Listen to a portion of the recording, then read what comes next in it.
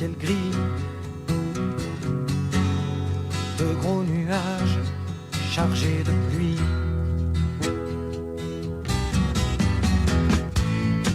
Il a tout laissé, ses chaussures en plomb, sa chemise en zinc et quelques boulons.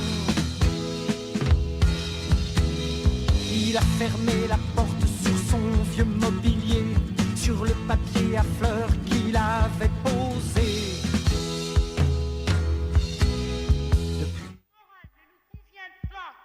La structure de base de la société, la famille, ne nous convient pas. La société, donc, ne nous convient pas non plus. Par conséquent, la seule position politique possible est une position révolutionnaire. Les populations à risque. Les populations à risque. Les populations à risque. Les populations à risque. Les monstres surgissent des profondeurs de notre esprit. La chasse aux monstres a une histoire aussi longue que celle de l'humanité, une histoire étrange, sombre et profonde. Les populations à risque. Bonsoir, chères auditrices, chers auditeurs. Oh là là, ça commence bien. Chères auditrices, chers auditeurs, vous êtes dans le 3e numéro de l'émission La population à risque. Et donc, je vais laisser notre petite équipe se présenter d'elle-même comme d'habitude. Comment allez-vous ? Ça va. Bonsoir, je suis Annelle Winter. Bonsoir. Bonsoir, moi c'est Socrate. Bonsoir, moi c'est Josie Lacalache. Bonsoir. Pedro, bonsoir à tous. Salut. Voici Diablo. Salut El Diablo. Et Pancha. Salut Pancha. Et donc, moi c'est Lolo Lumpen, je serai votre hôtesse ce soir. Et donc on accueille Cinémarge avec... est-ce que tu peux nous donner ton nom Comme tout le monde a un pseudo ce soir, je m'appelle la Reine Christine. Salut la Reine Christine de Cinémarge. Bonsoir. Donc avant de commencer, on a Annal qui nous a préparé quelque chose. Donc est-ce que tu peux... Que je devais faire la semaine dernière. Oui, parce mais que je dormais. Tu dormais profondément. Alors, c'est une anthologie très subjective du cinéma PD, lesbien, trans, queer, ce que vous voulez, qui commence en 1930. 1930, Marlène Dietrich fait une entrée fracassante sur les écrans américains dans Morocco. L'œil aguicheur et la cigarette au bec, vêtue d'un smoking et d'un haut de forme, elle embrasse une femme sous le regard médusé de Gary Cooper. La scène échappe de peu à la censure grâce à l'intervention de Marlène elle-même. 1936. Incarnée par le très puritain Code Eyes, la censure règne à Hollywood. The Children's Hour, l'une des plus célèbres pièces de Lillian Hellman, est adaptée au cinéma par William Wyler sous le titre These Three, après expurgation dans le système centraux, le lesbianisme. 1940. Dominant l'inoubliable Rebecca Hitchcock, l'immense Judith Anderson donne vie à un archétype indéboulonnable, la lesbienne maléfique, aussi amatrice de fourrure, accessoirement. 1950. Un chant d'amour de Jean Genet sort en France et restera censuré jusqu'en 1975. Comme dans ses œuvres littéraires, Genet aborde de front sa propre histoire et confronte les spectateurs à des prisonniers qui vont établir un contact amoureux et érotique grâce à un trou percé dans le mur qui les sépare. 1958. Richard Brooks adapte La chatte sur un toit brûlant de Tennessee Williams à l'écran, en prenant soin d'exciser l'homosexualité de Brick, le personnage central du film. Le film a beau tergiverser, l'évidence demeure. Un homme qui se refuse à Elizabeth Taylor ne peut être qu'homosexuel. Pensée pour Montgomery Clift. 1959, un an plus tard, l'adaptation d'une autre pièce de Tennessee Williams. Soudain l'été dernier. Maintient sans jamais la nommer l'homosexualité d'un des personnages clés. Normal, celui-ci n'apparaît jamais à l'écran et est présenté comme un prédateur vicieux et diabolique. Il périra dans d'atroces souffrances. Le message est clair. 1961. William Wyler, insatisfait de These Three, adapte une nouvelle fois The Children's Hour, cette fois-ci sous son titre original et avec une plus grande fidélité à l'œuvre de Lillian Hellman. Dans le documentaire de Celluloid Closet, Shirley MacLaine, qui joue Martha, dévoile la gêne qui régnait sur le plateau et révèle qu'Audrey Hepburn et elle-même n'ont jamais osé discuter entre elles du thème abordé par le film. 1968. Pendant qu'en France, les étudiants et les ouvriers essaient de faire aussi transcendant, dans son film Théorème, Pier Paolo Pasolini suit un jeune homme, joué par Terence Stamp, qui met chacun des membres d'une famille bourgeoise dans son lit. Parabole mystique, le film reçoit le Grand Prix de l'Office catholique international du cinéma, qui lui est retiré après les protestations des vieux croutons ulcérés du Vatican. 1969. Dans les damnés, Visconti donne au cinéma l'une des images les plus marquantes. Helmut Berger, travesti en Marlène Dietrich, entonnant Kinder heute Abend, mais le morceau de bravoure du film reste la séquence de la nuit des longs couteaux, qui démarre en orgie homo-érotique décadente entre officiers SA, avant de s'achever dans un gigantesque bain de sang. À des années-lumière de là, à Hollywood, le chemin à parcourir reste encore long. Un an après l'effondrement du Codex, Stanley Donen, le réalisateur de Singing in the Rain, embauche deux des plus grands coureurs de jupons en activité, Richard Burton et Rex Harrison, pour jouer le couple de vieilles coiffeuses hystériques dans l'escalier, l'un des premiers films américains à aborder de front la question de l'homosexualité. Le résultat est apparemment si offensant que le film est introuvable depuis des décennies. 1971. Visconti, oui encore lui, donne aux vieilles tatas libidineuses leur lettre de noblesse avec Mort à Venise. 1972. John Waters is Coming, avec Pink Flamingos, monument du cinéma underground queer, ovni trash se déroulant en Baltimore, dans lequel Divine lutte pour se maintenir au rang de personne vivante la plus dégoûtante, sous fond de drogue, de mœurs sexuelles étranges et de trafic d'enfants. Vive le caca. 1976, premier film du génial Derek Jarman qui continuera dans cette esthétique, cette poésie et cette provocation jusqu'à la fin. Sébastien est une vision homo-érotique de la vie de Saint Sébastien, entièrement tournée en latin sur une musique de Brian Eno. La messe est dite. 1977, Sophia Loren, mère de famille docile, et Marcello Mastroianni, intellectuel homosexuel, s'aperçoivent depuis les fenêtres de leurs appartements respectifs et se rencontrent alors que le reste des habitants de l'immeuble sont allés voir le Duce accueillir Hitler à Rome. Ils vont débattre, discuter politique, se retrouver dans leur solitude commune, puis s'offrir chacun un éphémère moment de liberté. 1980, Cruising, un thriller situé dans le milieu des bars cuir new-yorkais, fait scandale, mais cette fois-ci du côté des PD. Ceux-ci ont entre-temps acquis le droit à la parole, et reprochent au film de William Friedkin sa peinture négative de la communauté homosexuelle. 1982, Rainer Werner Fassbinder adapte l'œuvre de Jeunet Querelle, qui relate l'histoire d'un marin à Brest, dont la beauté ne laisse personne indifférent, et à la sexualité en pleine mutation, avec une Jeanne Moreau sublime en mère Maquerelle. Puis Blake Edwards sort son chef-d'œuvre Victor Victoria, l'histoire d'une femme qui se travestit en homme, qui se travestit en femme. Délicieux jeu de faux-semblants, brillantissime ballet d'identité sexuelle renversée, et peut-être le premier film hollywoodien à traiter l'homosexualité avec une totale décontraction. 1985. Le cinéma anglo-saxon rattrape son retard. Stephen Frears et Anish Qureshi volent dans les plumes d'une Angleterre thatchérienne empreinte de rigidité et d'intolérance avec l'effervescent My Beautiful Laundrette, qui mêle joyeusement comédie, drame social et romance homosexuelle. Aux États-Unis, le cinéaste brésilien Hector Babenco triomphe avec Le baiser de la femme araignée, bouleversante histoire d'amitié amoureuse entre deux détenus d'une prison sud-américaine, l'un homosexuel, l'autre révolutionnaire. 1987. Deux des plus célèbres cinéastes homosexuels du siècle dernier se décident enfin à filmer une histoire 100% PD. Avec la Leo del Deseo, Almodovar transforme une histoire de stalker en une exploration torride de l'obsession amoureuse et atteint l'un des sommets de sa première période, en n'oubliant pas de dénuder amplement Antonio Banderas à l'époque où on voulait tous l'avoir dans son lit. À l'opposé du spectre, James Ivory, adaptant une nouvelle fois E.M. Forster, et offre avec Maurice l'un des films les plus achevés. Évocation romantique et discrètement déchirante de l'homosexualité dans l'Angleterre édouardienne. Notons que Maurice constitue également une inépuisable réservoir de fantasmes, mais dans un tout autre genre, étudiant en uniforme et galipette avec le garde-chasse. 1991. Nouvelle icône du cinéma gay, Gus Van Sant s'approprie Shakespeare dans My Own Private Idaho, road movie élégiaque, emblématique du mouvement indépendant qui secoue le cinéma américain au tournant des années 90. Inoubliable en tapeur narcoleptique, amoureux de son pote Keanu Reeves, River Phoenix trouve là le rôle de sa vie.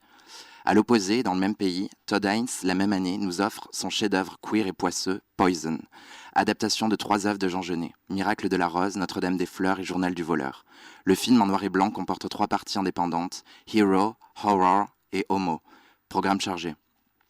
1992, Derek Jarman sort Édouard II, adapté d'une pièce de Christopher Marlowe, transposition homo-érotique et postmoderne de la vie du roi Édouard II et de ses amours avec son favori, ainsi que le complot fomenté par sa femme, qui finira par le faire condamner par là où il a péché. Jarman casse les codes du genre en livrant une œuvre monstrueuse, mêlant décors du XIVe et du XXe siècle, des scènes de sexe homosexuel et des manifs de militants politiques pour la cause gay. La filmographie de Jarman touche au sublime. Un conseil, voyez tout.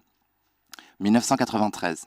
Sally Potter adapte librement Orlando de Virginia Woolf, histoire narrant les aventures d'un personnage qui ne vieillit pas, qui changera de sexe et connaîtra l'amour sous plusieurs formes entre la période élisabéthaine et le début du XXe siècle, interprétée magistralement par Tilda Swinton en déesse caméléon et androgyne. 1994. D'Australie nous vient le premier grand film de drag queen, Priscilla folle du désert, qui révèle sous des monceaux de maquillage et de plumes et de paillettes ces piliers de cinéma hétéro que sont Hugo Weaving, Matrix ou Le Seigneur des Anneaux, et Guy Pearce, LA Confidential et Memento. Dans le rôle de la transsexuelle du groupe, Terence Stamp, la star de Théorème, fait un comeback inattendu. C'est long. 1996, à l'époque où ils étaient encore deux garçons et où accessoirement ils savaient encore filmer, les frères Wachowski assaisonnent le film noir à la sauce saphique dans Bound, réinventant au passage la figure de la femme fatale via les incandescentes Gina Gershon, qu'on a tous vu dans Showgirls, et Jennifer Tilly, peut-être le couple lesbien le plus marquant de l'histoire du cinéma. 1999.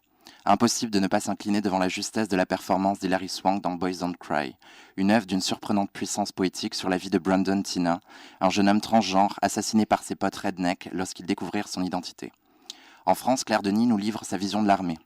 Une base militaire française à Djibouti, le soldat Santin se joint aux légionnaires sous le commandement de l'adjudant-chef qui est saisi par sa beauté. Ce dernier, jaloux et refoulant son désir pour Santin, va briser tous les codes pour le faire disparaître. Puis au Japon, toujours la même année, Nagisa Oshima, dans Taboo, nous raconte l'histoire de Kano, un très beau garçon qui rentre dans un corps d'élite des samouraïs pour défendre les traditions contre une vague réformiste. Son apparence androgyne ne laissera aucun homme indifférent. Et leurs désirs pour lui mèneront à créer de vives tensions pour le groupe, allant même jusqu'au meurtre. 2000. Superstar de la scène artistique new-yorkaise, Julian Schnabel adapte au cinéma le roman autobiographique du poète cubain Reynaldo Arenas, Avant la nuit. La vie de cet hédoniste persécuté par les révolutionnaires en raison de son homosexualité permet à Schnabel de signer un film à la fois politiquement engagé et plastiquement renversant. Inoubliable Arenas, Javier Bardem explose hors des frontières de son pays. 2002. Année Julianne Moore, icône du cinéma gay. Dans The Hours, elle incarne une mère de famille bouleversée par la lecture de Mrs. Dalloway de Virginia Woolf, qui lui fait réaliser que son goût se porte peut-être moins sur son mari que sur sa voisine. Et dans Loin du paradis, somptueux hommage à Douglas Sirk, signé Todd Haynes, encore lui, elle est une épouse modèle qui découvre que son mari fait des heures sup au boulot avec des jeunes éphèbes. 2004. The Raspberry Reich, satire radicale, acide et pornographique de l'activisme queer radical chic d'extrême gauche, signé par Bruce LaBruce, où l'on suit un groupe terroriste de jeunes hommes dirigé par une femme, voulant perpétuer les idées de la fraction armée rouge. Le message est clair. L'hétérosexualité est l'opium du peuple. Join the homosexual intifada. La même année sort Tropical Malady, d'Apichatpong Weerasethakul, un film en 2 segments. Dans le premier, on assiste à l'histoire d'amour entre Kang et Tong, puis la narration change brutalement pour raconter un conte un peu étrange, d'un soldat se perdant dans la forêt et se faisant tourmenter par l'esprit d'un tigre chaman, le laissant perdu, seul et isolé. La beauté des images hante encore longtemps comme le fantôme d'un amour perdu. 2005. Ang Lee donne enfin au cinéma gay le chef-d'œuvre qu'il attendait, Brokeback Mountain. Armé d'un Heath Ledger rugueux à souhait, le réalisateur de Tigre et Dragon donne à cette tragédie amoureuse une ampleur colossale, abordant son sujet avec une frontalité toute mainstream qui faisait jusqu'ici défaut au cinéma PD. Décrié aujourd'hui dans certains cercles snobinards, Brokeback Mountain demeure une date dans l'histoire du cinéma. 2006, John Cameron Mitchell, j'ai bientôt fini. Le créateur allumé de Hedwig and the Angry Inch dévoile Short Bus, kaléidoscope d'histoires de cul tour à tour hilarantes et poignantes, brillamment mise en musique et performée par des acteurs qui n'ont pas froid aux parties génitales. Les spectateurs n'ayant pas l'habitude de voir des hommes pratiquer des autofellations s'étranglent dans toutes les salles du cinéma. L'année suivante, Christophe Honoré nous offre une comédie musicale pour raconter une histoire d'amour. En France, en 2017, oui, c'est possible. Dans les chansons d'amour, Christophe Honoré nous parle de deuil, ménage à 3, passion homosexuelle, avec de jeunes et beaux bretons sentant la pluie, l'océan et les crêpes au citron. 2009, jeune prodige québécois d'âge d'à peine 20 ans, Xavier Dolan débarque sur la croisette avec J'ai tué ma mère. Un film semi-autobiographique qu'il a écrit, réalisé, produit, dont il interprète le rôle principal. Certains crient au génie, d'autres à l'imposture. Mais difficile de nier le mordant de l'écriture, l'audace des choix plastique, la performance spectaculaire de la tornade Dorval et la spontanéité avec laquelle Dolan filme sa propre sexualité, annonçant un tournant dans la représentation de l'homosexualité au cinéma. 2009, c'était il y a longtemps, Xavier. 2010, comédie familiale indépendante, The Kids Are Alright de Lisa Cholodenko, brosse avec férocité le portrait complexe d'une famille homoparentale confrontée au donneur de sperme qui en est à l'origine. L'audace provient du fait que la famille est montrée comme tout ce qu'il y a de plus ordinaire dans sa structure et ses névroses, ne commentant jamais l'homosexualité des personnages comme on le ferait avec des hétéros. C'est QFD. 2011. Avec Tomboy, Céline Sciamma nous livre un diamant à la beauté solaire qui évoque avec une justesse inouïe les émois de l'enfance. Écrit et filmé avec une assurance et un talent électrisant, confirmant que Céline Sciamma est l'une des meilleures cinéastes en France ces dernières années. À voir aussi La naissance des pieuvres et Bande de filles. 2013, en France toujours, aux alentours de minuit, un couple et leur gouvernante travestie attendent la venue de la chienne, de l'étalon, de l'étudiant et de la star pour organiser une orgie. Variation sur les fantasmes, le désir et la mort, les rencontres d'après-minuit de Yann Gonzalez. Puis, Robin Campillo nous raconte l'histoire de Daniel, quinquagénaire chiant qui aborde à la gare du Nord Marek et lui donne rendez-vous pour une relation tarifée le lendemain. Le lendemain, Marek arrive avec un groupe de potes et dévalise l'appartement de Daniel avec sa bande sous la coupe d'un jeune russe. La relation tarifée s'installera par la suite entre lui et Daniel, puis leur situation s'aggravera jusqu'au dénouement final. 2014. Daniel Ribeiro adapte en grand format son court-métrage Au premier regard. L'histoire de Leonardo, un jeune garçon aveugle ayant soif d'indépendance qui sera bouleversé émotionnellement par l'arrivée dans sa classe du beau Gabriel qu'il ne peut pas voir. Puis, la même année, Matthew Varkas nous offre le sublime Pride, l'histoire d'un groupe de gays et de lesbiennes à Londres qui va réunir des fonds pour soutenir les familles des mineurs qui font grève sous l'ère Thatcher. L'alliance délicate au début du film, du fait des préjugés des mineurs sur les PD et les Gwyn, deviendra vitale pour former un front contre l'ennemi commun. Vive la convergence des turlutes. 2015, Todd Haynes, encore lui, livre avec Carole le grand chef-d'œuvre lesbien tant attendu. L'histoire de Carole et de sa passion avec Thérèse, toutes deux écartelées entre leur attirance et les contraintes morales de l'époque dans laquelle elles vivent. Sublime. Au même moment, déboule Tangerine, de Shane Baker, narrant l'histoire de Cindy, prostituée transgenre qui sort de prison pour retrouver son amie Alexandra. Elle apprend de cette dernière que son mec, Mac, l'a trompée avec une femme. S'ensuit une course-poursuite à la recherche de Chester dans les bas-fonds de Los Angeles. Merry Christmas, bitches! 2016, aux États-Unis, Barry Jenkins nous conte l'histoire en 3 actes de Chiron. Afro-américain vivant à Miami qui doit jongler entre les différentes identités qui le constituent tout en trouvant sa place dans le monde.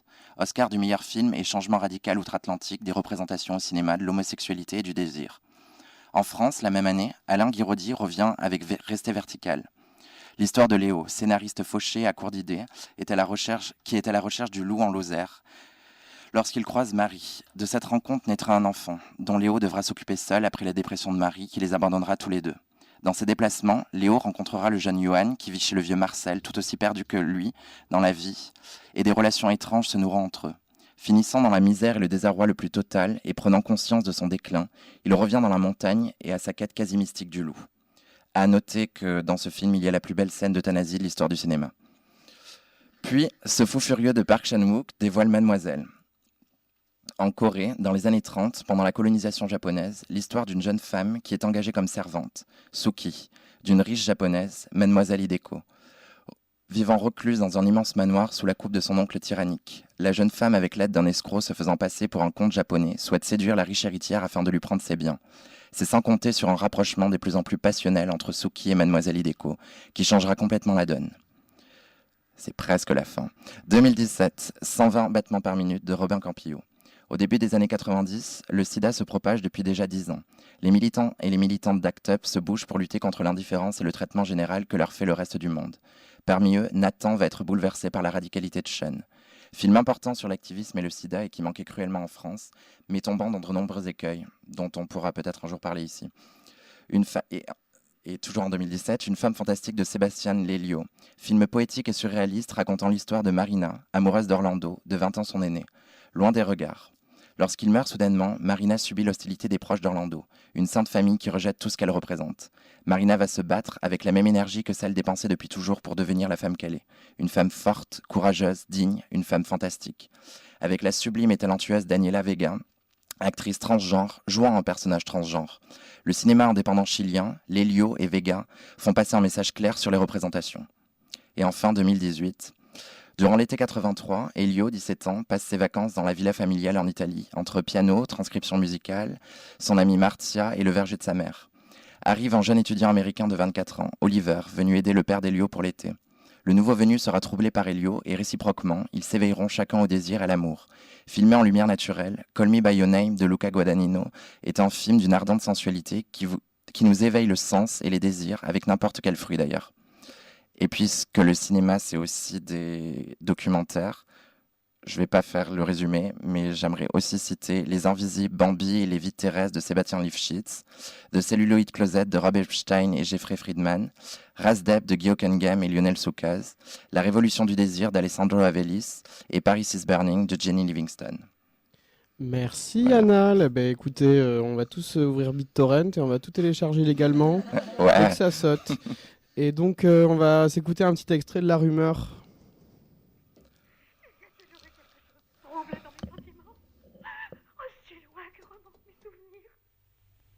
Je n'avais jamais compris avant que tout cela se produise. Toi, Martha, est-ce que tu as fini de dire des insanités? Ça t'effraie de les entendre. Moi, ça m'effraie bien plus encore. Je refuse de t'écouter. Non, non, il faut que tu saches. Il faut que je te le dise. Je ne peux plus garder ce secret pour moi. Je suis coupable. Mais tu n'es coupable de rien. Chaque nuit dans mon lit, j'ai prié le bon Dieu que ça soit faux. Maintenant, j'en ai pris conscience. Je suis atteinte. J'ignore comment, j'ignore pourquoi. Mais je t'aimais et je t'aime toujours. Voilà, donc on va commencer l'interview, si je vous propose. Donc on reçoit Reine-Christine de Cinémarge ce soir. C'est exceptionnel.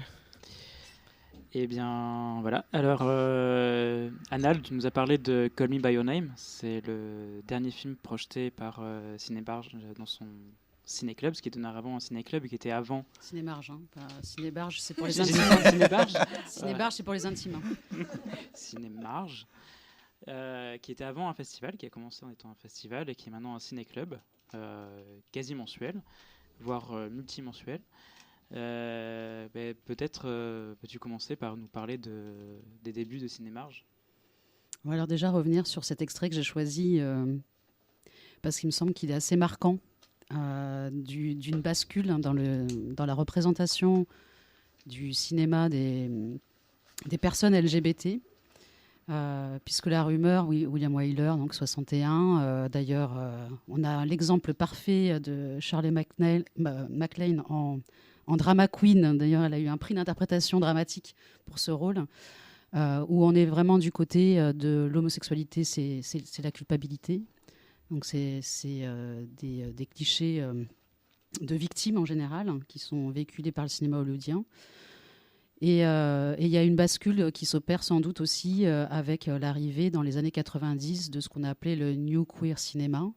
Donc, toute une décennie de films qui vient d'être cités, hein, qui ont marqué un peu l'arrivée d'un cinéma indépendant, de l'autoreprésentation, avec des cinéastes comme Todd Haynes, Gus Van Sant, aussi un film un peu emblématique qui s'appelait Go Fish, qui est sans doute un film lesbien culte, et qui marque en fait la première édition, l'émergence de ce festival qui a été créé en les années 2000, enfin pile sur la bascule. Il n'y a pas eu de choc suite à la bascule aux années 2000, mais la création de ce festival qui a rencontré aussi l'appétence, on va dire, du cinéma utopien, qui est vraiment notre partenaire fidèle depuis le début, avec cette volonté de montrer tout un tas de films, en fait, soit parce qu'ils étaient invisibles sur les écrans bordelais, voire même français, soit parce qu'il y avait une volonté aussi de revisiter le cinéma de patrimoine à travers le prisme d'une lecture queer LGBT. C'est comme ça qu'on a pu représenter tout un tas de films un peu qui ont été cités tout à l'heure, finalement, dans tout ce que tu as cité. On en a passé énormément. Et Go Fish et Boys Don't Cry, la première édition. Et je vous ai amené d'ailleurs les petits programmes, vous allez voir. Waouh. Ouais, c'est con parce qu'on n'a pas l'image. Vous ratez tout. Qui sont des collectors. Du coup, la première édition, ça s'appelait la quinzaine de cinéma gay et lesbien, qui est devenue rapidement la quinzaine de cinéma gay, lesbienne, gay, bi-trans, avec l'arrivée de ces concepts-là, puisqu'on est quand même dans les années 2000, c'est encore la cassette VHS, hein, je vous rappelle. On n'a pas encore basculé dans l'Internet tel qu'on le connaît aujourd'hui, donc ces films-là ne sont pas accessibles, ne sont pas traduits. Donc il y avait vraiment une espèce d'urgence à montrer des représentations différentes des questions LGBT. Et bien sûr, ce qui est inhérent et qui est toujours présent dans le projet, de susciter le débat, d'aller chercher des films qui caressent aussi dans le sens inverse du poil, de questionner la communauté sur ces problématiques, les problématiques qu'elle génère elle-même, c'est-à-dire aussi sur la normalité, tout ce mouvement. C'est un peu c'est les années aussi où il y a une espèce de distinction entre un mouvement qui serait pour le droit à l'assimilation et un mouvement qui serait plutôt pour le droit à la différence. Donc on s'inscrit vraiment pleinement dans le courant du droit à la différence qui revendique aussi l'existence d'une culture LGBT. Donc cette culture LGBT, elle nous façonne, tout comme elle nous représente. D'ailleurs, c'est Vito Russo, un militant gay américain, qui avait développé un peu cette idée-là, que le cinéma est à la fois le reflet de la société, de son époque, dans laquelle les films s'inscrivent, mais qui donnait aussi en échange une représentation qui changeait le regard des masses, du grand public sur les minorités sexuelles. Donc le pouvoir du cinéma, c'est une donnée un peu inhérente à ce 7e art, qui est l'art le plus populaire, et dont la force de représentation et d'identification est forte aussi pour les minorités sexuelles qui sont très peu représentées dans les médias. Voilà. Donc le festival a émergé un peu dans cette idée-là. À la base, il était porté par d'ailleurs l'association Lesbian and Gay Pride, qui était l'association qui organisait la marche LGBT, qui à l'époque était très radicale. C'est plus trop le cas maintenant. Ouais, à l'époque. On a fait moi, je suis arrivée dans cette association-là avec vraiment l'envie de développer des projets culturels. Pour moi, j'étais convaincue que le culturel est politique. On a commencé par des petites soirées cinéma gay et lesbien au Jean Eustache ou au Jean Vigo, feu Jean Vigo. Et puis, quand Utopia s'est installé à Bordeaux et qu'on leur a parlé de ce projet-là, c'est eux qui nous ont dit mais on n'a qu'à faire un festival, une petite soirée, ça suffit pas. C'était l'occasion aussi de retravailler des films sur la durée, puisque un cinéma, ça a aussi pour vocation de travailler les films, de faire plusieurs séances et pas travailler trop dans l'événementiel. Et puis très vite, au bout de 4 ans, on a voulu s'émanciper de la LGP parce qu'on voulait porter le projet d'un festival et créer une association qui soit dédiée à ce projet et non plus un peu insubordonnée à des problématiques qui étaient celles de la LGP à l'époque, à savoir rassembler le plus grand nombre. Nous, on voulait rassembler le plus grand nombre, mais dans les salles et dans un espace de débat qui prenait une tournure beaucoup plus queer et radicale que le mouvement LGBT tel qu'il se normalisait. Voilà. Donc c'est un peu en rupture finalement avec un mouvement un peu mainstream qu'on s'est dit, nous, ce qui nous intéresse dans les formes cinématographiques, c'est bien ce que les marges et la discrimination finalement quelque part génèrent comme créativité qui nous intéresse, que des revendications à la normalité, à l'égalité des droits, qui, pour autant que je sache, n'ont pas produit des œuvres cinématographiques formidables. Voilà. Il me semble d'ailleurs que le cinéma gay le plus intéressant s'incarne vraiment dans les années 90, paradoxalement, ou peut-être malheureusement, je ne sais pas, mais dans ces années aussi, des années sida, des années de nihilisme, des années où on n'avait pas peur d'explorer des thématiques dissidentes et subversives. Voilà. Les revendications au mariage, selon moi, ne génèrent pas des films passionnants. Ou des mauvaises comédies françaises, en tout cas. Sans doute. Surtout, ouais. Après, je dénigre pas du tout la culture populaire. Je pense qu'il y a des films qui sont clés dans la construction de tout jeune PD ou Gwyn qui se respecte ou qui se respecte pas. Justement, qui a besoin aussi d'avoir des images positives. Et moi, par exemple, voilà, j'ai découvert La Rumeur dans un festival lesbien. Et c'était assez énorme parce qu'au moment de cette scène-là où Shirley MacLaine, je parle pas de micro, où Shirley MacLaine du coup fait sa drama queen, le public, qui était un parterre de lesbiennes, s'est mis à rire. Et à ce moment-là, était hyper fort parce qu'il y avait un espèce de retournement finalement dans l'ironie, la dérision d'un film qui, à l'époque où il est sorti, a dû faire trembler les spectatrices qui étaient concernées. Voilà. Et aujourd'hui, avec 40 ans, 50, 60 ans de recul, les lesbiennes peuvent décrypter, analyser ces films-là avec un regard et une distance qui est contemporaine. Voilà. Et ça nous intéressait dans la démarche de Cinémarge de travailler cet axe-là, c'est-à-dire à la fois montrer des œuvres inédites ou rares à un public bordelais et faire émerger aussi des rencontres et des discussions, et aussi relire l'histoire du cinéma. Donc le projet s'articule un peu entre ces deux mouvements. Donc on a pu montrer, alors j'ai sélectionné quelques petits extraits, je ne sais plus où j'en suis. Peut-être qu'on peut juste passer le petit extrait de Go Fish. Va pour Go Fish. I remain as I have been for quite some time, a carefree single lesbian, looking for love. Don't fear too many things. It's dangerous. Don't say so much. You'll ruin everything. The girl you're gonna meet doesn't look like anyone you know. And when you meet her, your toes might tingle or you might suppress a yawn. It's hard to say. Don't think about it every second, but just don't let yourself forget. The girl is out there. So you slept with me. You slept with her. You slept with her and her. No, not me. Yeah, how long do you suppose it's been since she had sex? She's just a little shy. Never underestimate the power of a woman that's been deprived of the honey pot. She's really nice. She used to go out with a friend of mine. I have one word for you.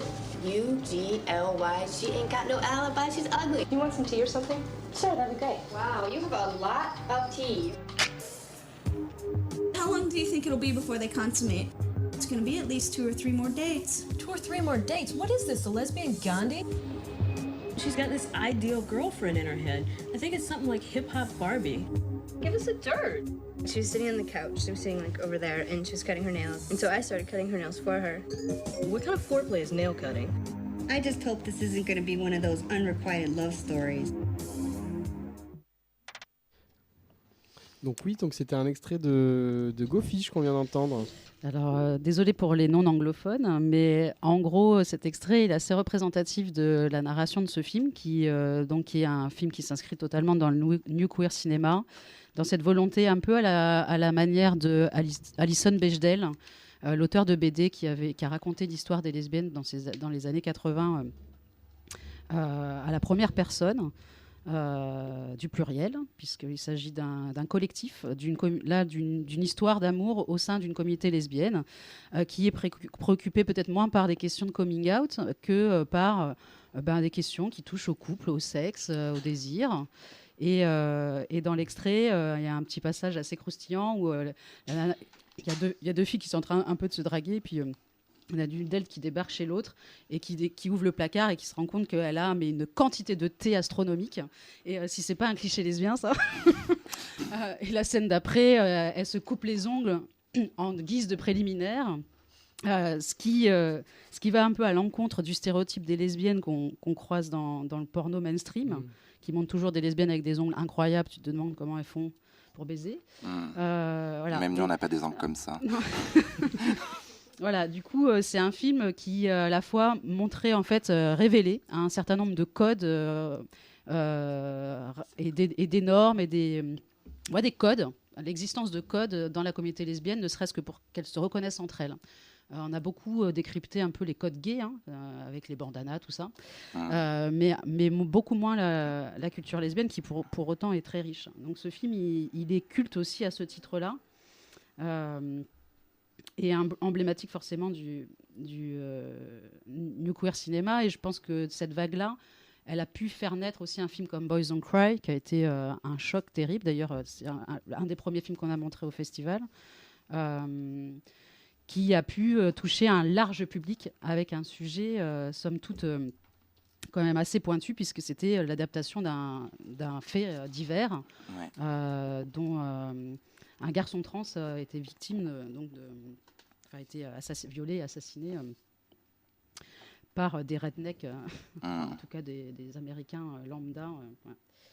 Des supporters de Trump. Sans doute. Précoce. Aujourd'hui. Peut-être ensuite on peut, si j'arrive à retrouver mes notes. Tu voulais nous parler de Venice Boys ? On peut peut-être diffuser l'extrait de Venice Boys. Si on ne le retrouve pas, c'est pas grave. C'est un. Oui, c'est moi qui m'occupe de l'archivage et tout ça, l'ordinateur. Je cherche Venus Boys, mais je ne le vois pas. Bon, peut-être que pourtant, tu vois, tu as tort. Hein. C'est moi c'est ma faute. Voilà. Je suis en train de me fouetter. Mais j'ai coupé le micro exprès. Non, donc, Reine Christine, que nous proposes-tu à la place ? Donc, je vais vous en parler de ce documentaire puisque tu refuses de nous passer l'extrait. Voilà, c'est pas grave. Je suis désolé. On traite mal nos invités. Tu le diras pas, hein, Reine Christine. Hein. Ça me permet de faire un pont. Je sais que parmi vous, il y a des gens qui s'intéressent beaucoup à la performance et vous avez cité d'ailleurs la précédente émission, vous voyez comme quoi il y en a qui suivent, le documentaire Too Much Pussy qui revenait un peu sur les performances queer contemporaines. Venus Boys, c'est un film de 2001 qui est vraiment le documentaire sur la scène drag king. Il y en a eu peu, il y en a eu un autre qui a suivi mais qui n'était pas très bon. Et qui revient un peu sur cette scène qui est née aux États-Unis et qui a aussi égrené dans des capitales européennes, où des lesbiennes en fait s'emparent par le biais du détournement, de la dérision, de la figure de la masculinité. Chose réservée aux hommes. Autant on l'accepte des hommes quand ils se travestissent et qui mettent en scène la féminité de manière burlesque et outrancière, autant c'est un peu moins autorisé à l'inverse, du côté des femmes qui se réapproprient, qui sexualisent une masculinité comme ça outrancière, pour mieux aussi la dénoncer et désessentialiser la masculinité et la féminité, bien sûr, que c'est dans une perspective queer. D'ailleurs, il y a eu une figure clé de ce mouvement qui s'appelait Diana Tor, qui est décédée dans l'indifférence générale l'année dernière, et qui est une grande théoricienne du drag king et qui a mené tout un tas d'ateliers aussi en France, partout en Europe. Elle est même venue à Bordeaux. Ouais, elle a côtoyé du coup de la Grèce Volcano, qui est une grande photographe, qui est une photographe trans aussi, qui a beaucoup photographié cette scène, King. Elle a côtoyé bien sûr Paul Preciado, avec qui elle avait animé un atelier ici.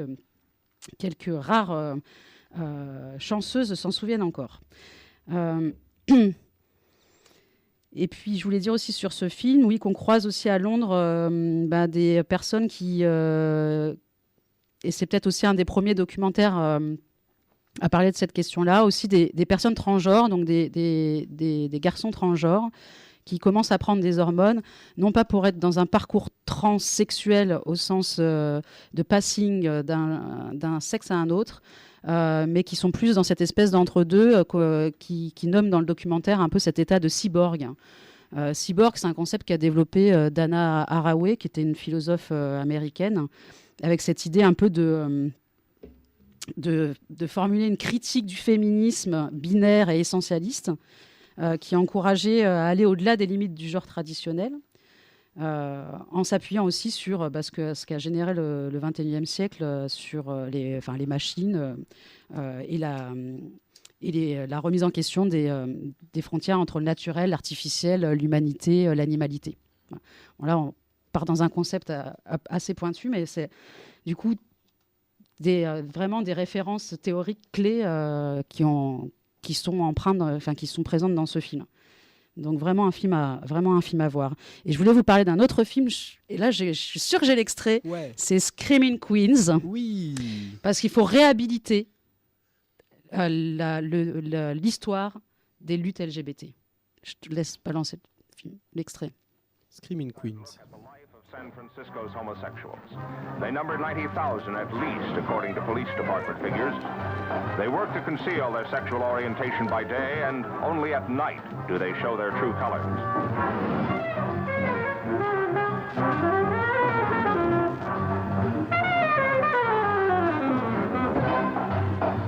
The city's downtown Tenderloin district is the home ground of the always visible segment of the city's homosexuals and transvestites. The drag queens are here at Turk and Taylor. So frequent were the fights between screaming queens in the 2 to 3 a.m. period that police, even in permissive San Francisco, had had enough and asked an all-night cafeteria to close by midnight. What really happened that night at Compton's cafeteria has been all but forgotten. It wasn't a cat fight between screaming queens. It was a riot. And it kicked off a new movement for human rights. Et voilà, c'était Screaming Queens.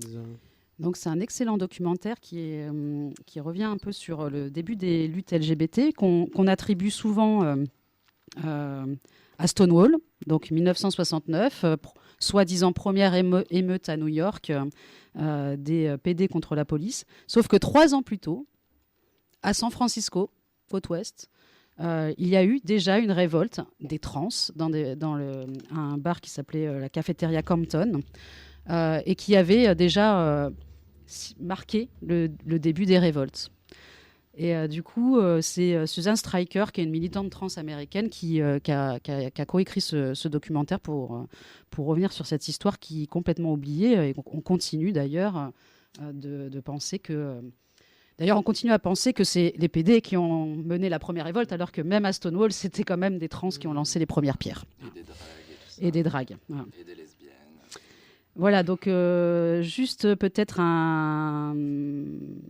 pour faire une petite pause, peut-être Kiddy Smile, et après je vous parle de la programmation à venir. Yes, on aime tout ce Kiddy Smile là. On va voguer. On va voguer. Strike a pose. Strike a pose. There's nothing to it. Bon, et du coup, je passe. We all know somebody in our circles that embodies selfishness to its fullest. She has no motherfucking shame. She is cutthroat and envious from toe up. But she will never admit it though. She's by your side every single day, smiling at you, but wishing, praying for your downfall. But guess what, Miss Thing? You got it all wrong, cause I figured you out from the beginning.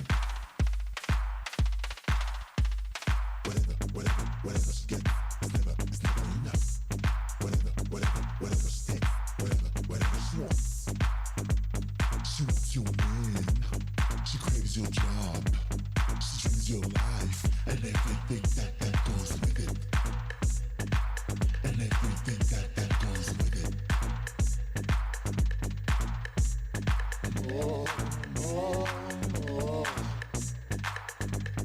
Somebody else was doing that.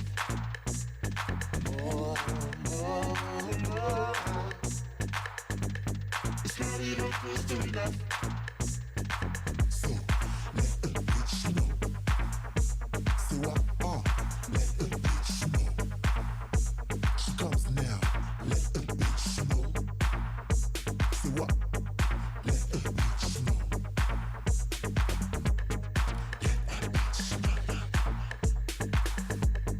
Let a bitch know.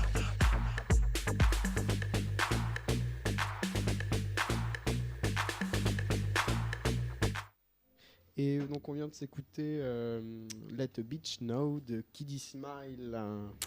Alors, il s'agissait de notre star invitée du festival Musique à l'écran l'année dernière.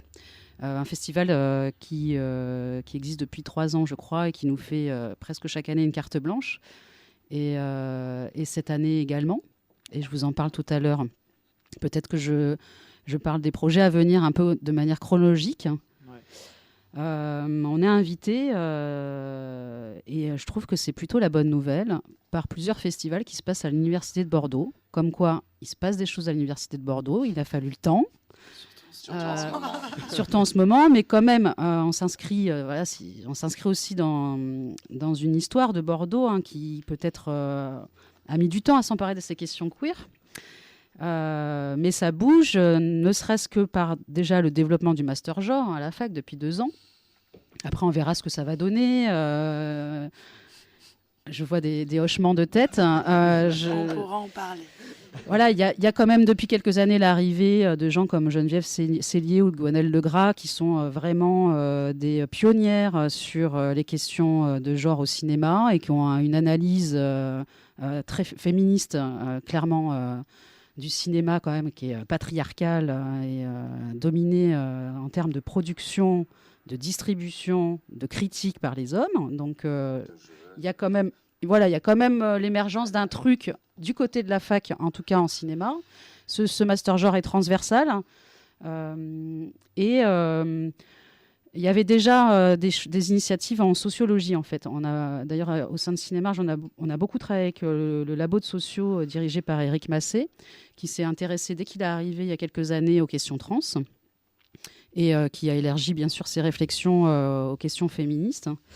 Là, il y a aussi, je vois arriver aussi des générations d'étudiants qui sont hyper politisés, avec une sexualité assez fluide, avec des nouvelles catégories de genre et de sexualité qui pullulent. Moi, j'ai du mal à suivre même.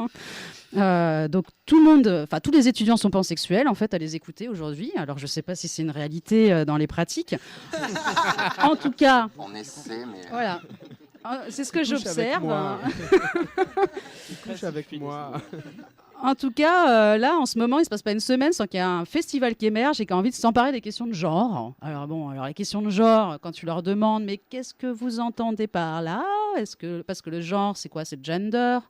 Donc le gender, dans les études des cultural studies, tout ça, c'est quand même plutôt la question du rapport homme-femme, avec des questions un peu de proportion de parité, machin. Voire de care, des concepts passablement ennuyeux, ou est-ce que c'est le genre comme construction sociale dans un questionnement plutôt constructiviste, et ça c'est un peu plus, on va dire, ce qui me passionne. Donc le genre est une construction sociale, et comment on travaille aussi et comment on fait émerger par les pratiques artistiques tous ces questionnements-là. Donc Cinémarche, c'est aussi très occasionnellement des propositions transversales, c'est-à-dire à la fois transdisciplinaires. On a pu travailler avec du spectacle vivant, avec des concerts live, avec des expositions, etc. Et on travaille aussi au rapprochement avec l'université, parce que c'est un lieu de réflexion comme de démonstration de ces films-là. Donc deux festivals nous a invités en fin mars, qui se passent malheureusement la même semaine, j'ai envie de dire, parce que c'est 2 propositions assez géniales. Le premier, c'est les Journées du film ethnographique. C'est un festival étudiant qui existe déjà depuis de nombreuses années et qui propose des thématiques différentes chaque année. Et ils ont voulu s'intéresser cette année à l'autobiographie au cinéma.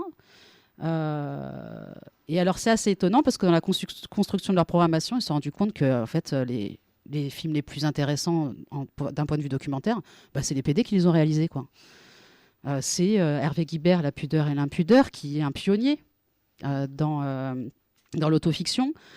C'est Tongue Untied. Tous ces films, en plus, on les a déjà montrés à Cinémarge, en fait, parce que forcément, c'est des films cultes. Tongue Untied, c'est sur l'articulation entre l'identité noire, afro-américaine, et l'identité PD dans les années 90, aussi traversée par les années SIDA. Il programme également Tarnation de Jonathan Cowett, qui est aussi là dans l'autofiction. Et quand on a discuté un peu de cette programmation ensemble, je leur ai proposé Sois belle et tais-toi, parce que je trouve que c'est un film qui résonne beaucoup avec l'actualité en ce moment, qui permet aussi de rajouter une touche féministe au projet, puisque c'est un film qu'a réalisé Delphine Seyrig dans les années 70, où elle a interviewé 22 actrices. Donc elle est passée derrière la caméra. Son activisme est peu connu, parce qu'on la connaît beaucoup dans des rôles aussi potiches que magnifiés. Fait des lilas. Bien sûr. Mais elle a également été une grande activiste en fait féministe. Il faut, vous regardez sur YouTube tous les entretiens qu'il y a avec Delphine Seyrig, elle est sidérante. C'est vraiment une grande militante. Et elle a fait partie d'un collectif de vidéastes dont faisait partie aussi Carole Rossopoulos, qui signe quand même un film majeur, un documentaire majeur sur la culture LGBT, qui est le documentaire sur le phare. Voilà. Donc c'est cette petite communauté comme ça qui d'ailleurs, Carole Rossopoulos, c'est la première femme en France la première personne en France qui, sur conseil de Jean Genet, a acheté une caméra portative et allait filmer les manifs, dans une espèce de caméra vérité qui a saisi toute l'histoire de ces luttes féministes. Et Delphine Seyrig s'inscrit dans cette dynamique-là. Pour interroger les stéréotypes de genre auxquels les actrices de cette génération n'échappaient pas et n'échappent toujours pas en fait. Donc l'idée de reprojeter ce film, c'est de pouvoir aussi venir interroger au lendemain de l'affaire Weinstein ces questions de la place des femmes dans le cinéma hollywoodien et l'évolution, ou la petite évolution ou pas, de leur présence dans des postes de réalisation, de production, scénario, etc. Et pour ça, on a invité également Sikio Le Rebourg, qui est une étudiante en thèse en cinéma à Bordeaux, pour aussi avoir son point de vue sur cette affaire. Voilà. Ça, c'est donc le 28 mars à la fac de la Victoire. Voilà. Donc, si jamais elle est encore occupée, peut-être qu'on va partager l'amphi avec ce sera avec plaisir avec les occupants. Okay. Autre projet? Donc je vous invite à aller regarder quand même le programme richissime des journées de films ethnographiques avec tous ces films de PD à foison. En plus, tout ça est gratuit, bien sûr. Ouais. Ensuite, on s'associe au festival Les Révoltés, qui est organisé par l'UNEF, qui déroule sur une semaine. C'est d'ailleurs un jour, c'est un peu étrange comme construction, mais pourquoi pas. Un jour, un thème de discrimination. Donc ça va des femmes au handicap, en passant bien sûr par les queers. Ça m'appelle un festival. En même temps, ça permet aussi une transversalité. Je trouve ça plutôt intéressant. Et l'association Art Norme, avec qui on travaille ponctuellement, propose une journée sur les questions queer avec expo, rencontres tout au long de la journée dans la fac. Et nous a sollicité pour proposer quelque chose en termes de projection en soirée. Et je me suis dit que j'avais très envie depuis un moment d'organiser une soirée tapis, coussins et vidéo. En ambiance vraiment... c'est-à-dire, là pour le coup, la semaine, le lendemain, on sera sur un film militant. Et là, on s'installe, on se détend, on est plutôt dans une ambiance lounge. Et on s'intéresse aussi à la création contemporaine, parce qu'il n'y a pas que... Parce qu'on a beaucoup parlé là, ce soir des films du passé. Mais il y a aussi une jeune génération, sans doute émergente. Peut-être qu'il y a eu un trou là, dans les années 2010, on va dire. Et là, il semble qu'il y a quelque chose quand même qui émerge. Il y a des cinéastes d'importance. Bien sûr, on a cité Guy Roddy, mais il y a aussi des plus jeunes. Et on a découvert un cinéaste qui s'appelle Alexis Langlois, qui décrit une espèce de jeunesse comme ça, un peu décomplexée, queer, mais aussi mélancolique. Et moi, j'aime la mélancolie. Et du coup, la soirée tapis, coussins et vidéo sera assez propice à cette espèce d'état de somnolence et d'érotisme. Il va falloir envoyer les tapis et les coussins au pressing après quand même. L'idée, c'est que chacun amène son coussin. Et ses mouchoirs. Voilà. Peut-être tu peux nous lancer le morceau de Shahin Icône qui travaille et qui joue dans les films d'Alexis Langlois et qui signe du coup la BO d'un de ses courts-métrages qui s'appelle À ton âge, le chagrin s'est vite passé. Et le morceau s'appelle Quand tu passes près de chez moi en moto.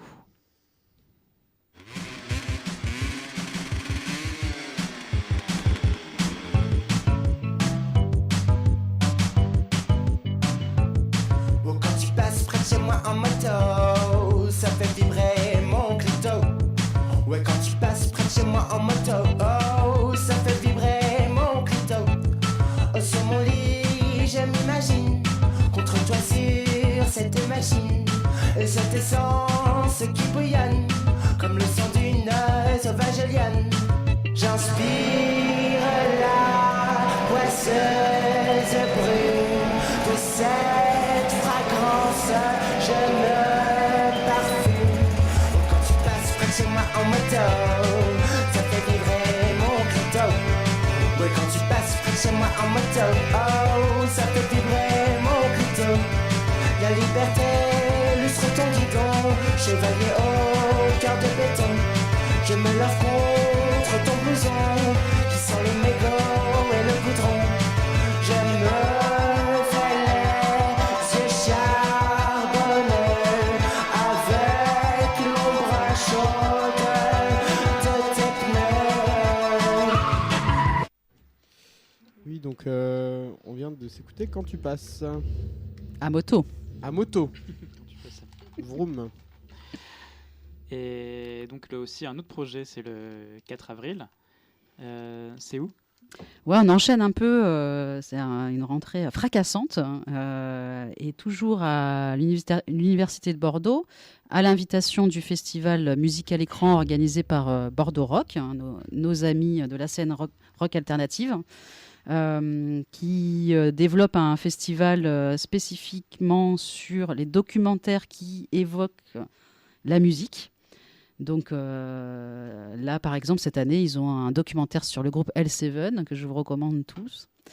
Et on a une carte blanche et on leur a proposé le film Queercore How to Punk Revolution, qui est en fait un documentaire qui fait un peu qui est un peu le condensé d'un certain nombre de documentaires qu'on a déjà montrés, puisque il fait ce grand écart entre la scène qu'on appelait à la base homocore, c'est-à-dire une scène de cinéastes comme Bruce Labrousse qui était plutôt dans une culture punk, même qui érotisait la figure du bad boy punk révolutionnaire, et qui continue d'ailleurs, Bruce Labrousse a déroulé un peu ce thème qui irrigue toute sa filmographie depuis les années 90.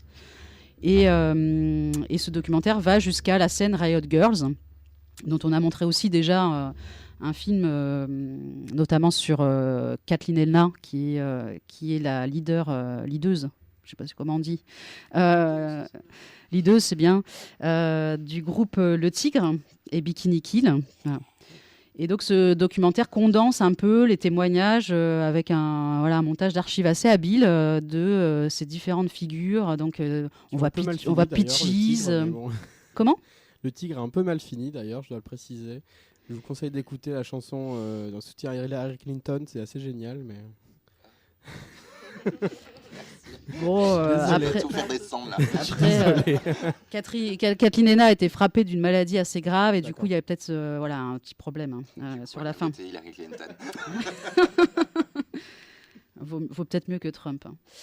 Donc on retrouve aussi des figures de cette scène comme Lynn Breedlove qui était dans le groupe Tribe 8, dont on a montré aussi un documentaire sur ce groupe déjà.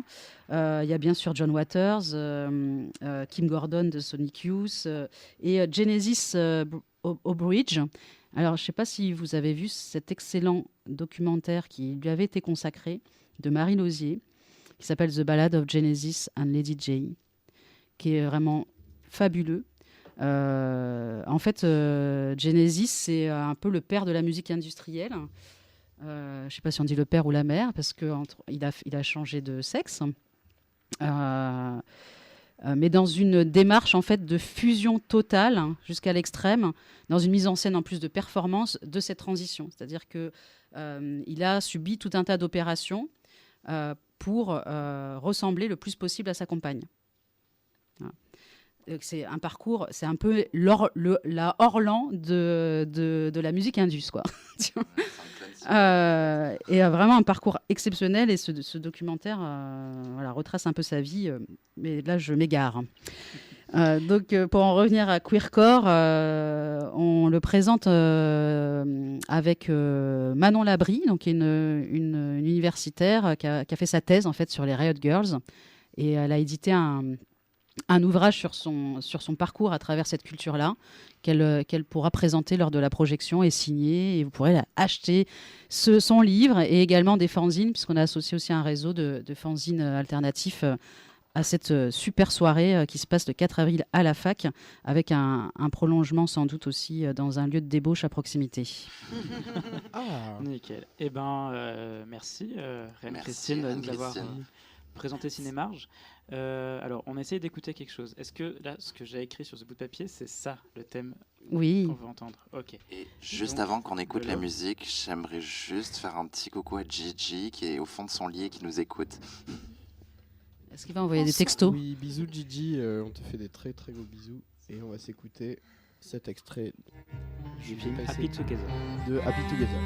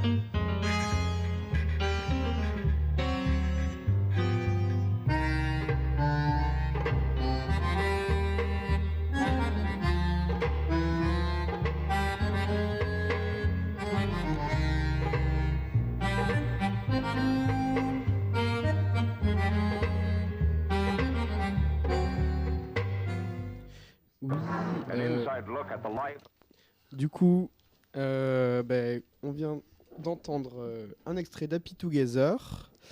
Et donc on a notre... Le meilleur film PD réalisé par un hétéro.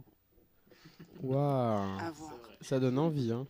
Donc voilà, moi je le redis, vous avez des... Alors, je sais que maintenant les gens vont beaucoup sur les trucs de streaming. Moi j'aime pas du tout les trucs de streaming, parce que soit c'est en VF, soit c'est en très mauvaise qualité. En fait... Soit c'est du porno. Non, soit c'est du porno, voilà. Soit on attrape des malwares dégueux. Donc vraiment, moi, je milite pour que le torrent revienne. Et c'est la France qui a fait beaucoup de mal en fermant T400, en fermant plein de plateformes comme ça. Donc, le conseil que je vous donne, c'est YIFY. Alors, il y a plein de films. Il y a YIFY sous-titres. Sinon, tu as Torrent 9. Mais c'est en train de se recréer, là, la communauté. Il y a Torrent King, Pirate Bay. Mais là, c'est plus compliqué pour trouver des trucs sous-titrés. Sinon, il y a le cinéma aussi. Hein. Sinon, il y a le cinéma. Il y a le Mégarama, avec les films de Christian Clavier. Non, il y a l'Utopia. On va à l'Utopia. On va à l'Utopia. On va au LGC, des fois. Et donc... Non, jamais. Donc du coup, on a Josie Lacalache qui est allée à la marche du 8 mars, la marche non mixte, qui a eu lieu à Bordeaux le 8 mars. Et je fais que me répéter. Donc je lance l'extrait. Hein. Et ben c'est parti.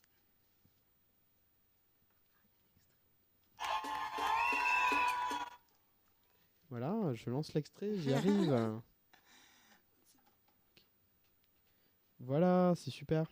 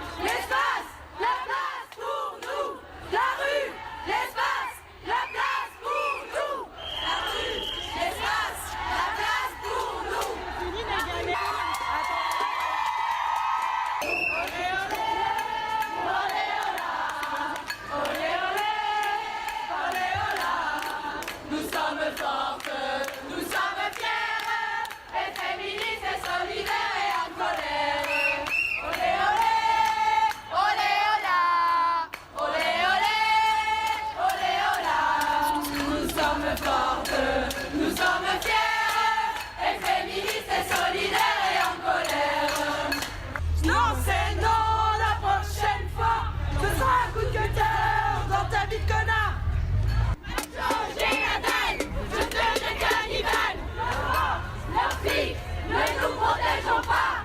Organisons-nous contre la patriarcat. Leurs filles, ne nous protégeons pas. Organisons-nous contre le patriarcat. Leurs filles, ne nous protégeons pas. Organisons-nous contre le patriarcat. Leurs filles, ne nous protégeons pas. Organisons-nous contre le patriarcat. Leurs filles, ne nous protégeons pas. Organisons-nous contre le patriarcat. Jeudi 8 mars dernier a eu lieu la marche de nuit non mixte organisée à l'occasion de la Journée internationale de lutte pour les droits des femmes. Le rendez-vous était donné, 19h30 à Place de la Victoire. Y étaient appelés tous les mecs tous les non-mecs cis. Le programme était celui-ci: partir de la Victoire, passer par Sainte-Catherine, hurler place du Parlement, sauter place de la Bourse, allumer un fumier devant Saint-Éloi, faisant rougir de honte ce bâtiment rempli de symboles patriarcales et de fascisme, rappeler aux quartiers libres que celles qui ont péri sous les coups seront vengées, et enfin revenir à l'endroit d'où nous étions partis pour profiter un dernier instant de ce que nous venions de vivre. 2 heures de liberté, 2 heures où nous récupérions cet espace que tant de mecs voudraient nous voir déserter. 2 heures où nous n'avions pas peur d'exister la nuit, 2 heures où nous étions fortes, 2 heures où nous étions des féministes libres et irréductibles.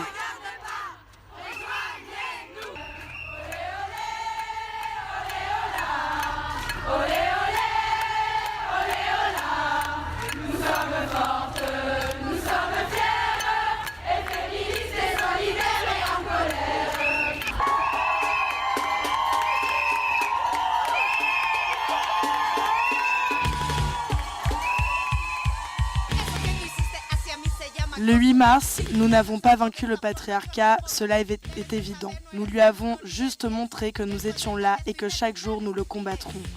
Nos marches de 200 meufs font beaucoup plus de bruit que toutes celles remplies de milliers de cégétistes. Nous n'avons pas de grosses couilles viriles, mais nos voix hurlent et nous espérons vous avoir fait bien chier ce soir-là. Le 8 mars, nous n'avons pas vaincu le patriarcat, cela est évident.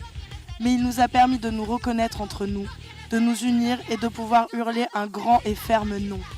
Alors, si vous vous posez la question, hashtag #NotAllMen, hashtag les meufs se plaignent tout le temps, et puis ça va, elles ont leur droit de vote, quand est-ce qu'elles vont nous lâcher? Réponse, ne vous inquiétez pas, on recommencera et cette fois-ci, on n'attendra pas une année. Entendez bien, #NotAllMen n'existe pas, à Bordeaux il y a des meufs vénères qui traînent dans les ruelles sombres tard le soir, alors restez sur vos gardes. Signé le collectif des talons au poing, le CTP.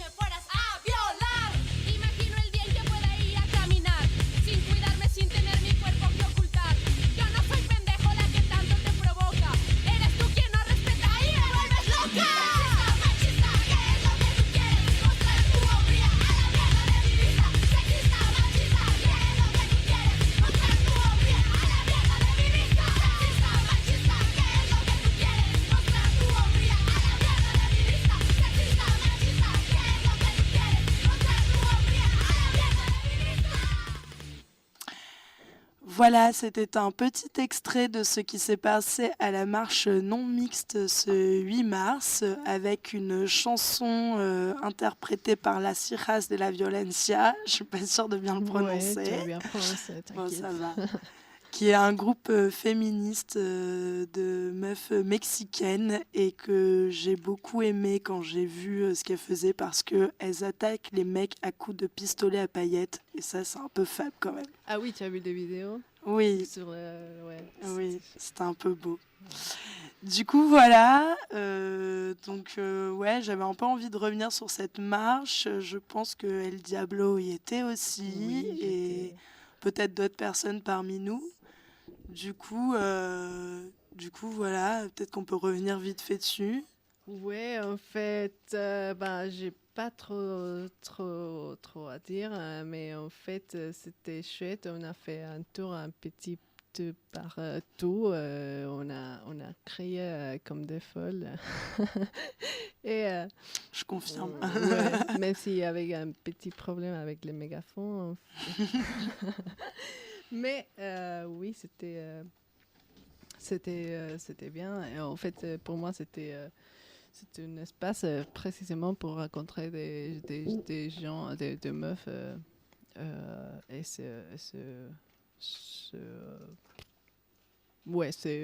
chanter ensemble et tout. Oui, je suis complètement OK. Pardon, vas-y. Non, Christine. ouais, juste une petite page de pub. Je trouve qu'il y a un espèce de tabou sur la question de la violence qui pourrait être exercée par les femmes. C'est-à-dire qu'à partir du moment où on ouvre notre gueule, de toute façon, on est violente.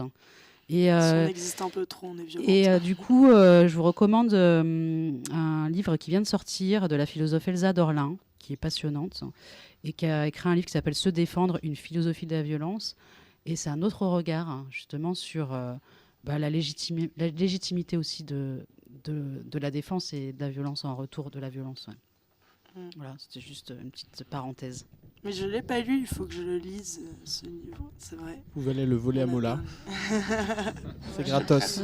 À la zone du Dor, ils doivent l'avoir. Mais en tout cas, ouais, moi j'avais envie de dire, plus que ce petit texte, c'est que chaque année, en fait, moi ça fait que la 2e fois que je participe à une marche non mixte, et aussi en l'honneur du 8 mars l'année dernière.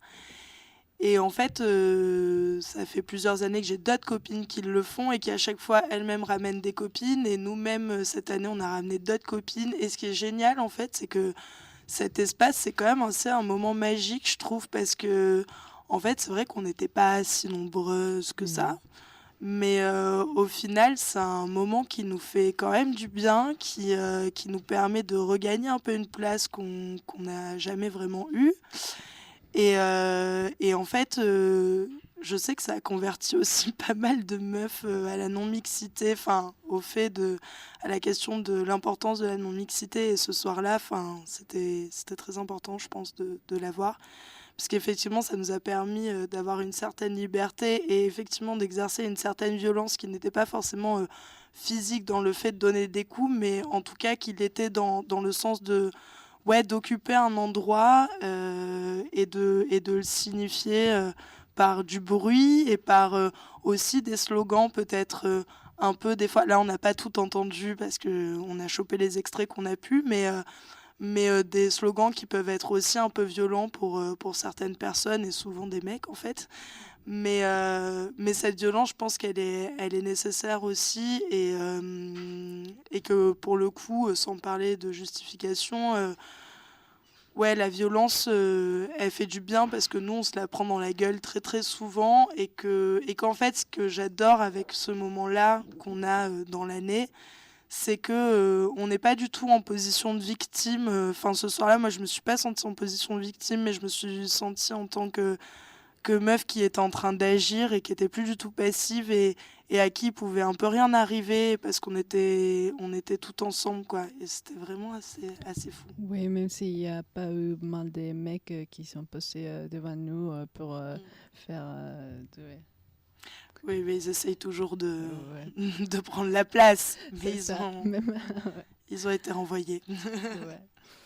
Et après, oui, c'est question de la passivité que tu mentionnes, c'est très important. On chantait des trucs comme ça sera quoi? Ça sera un coup de cutter dans ta bite, connard. Ouais.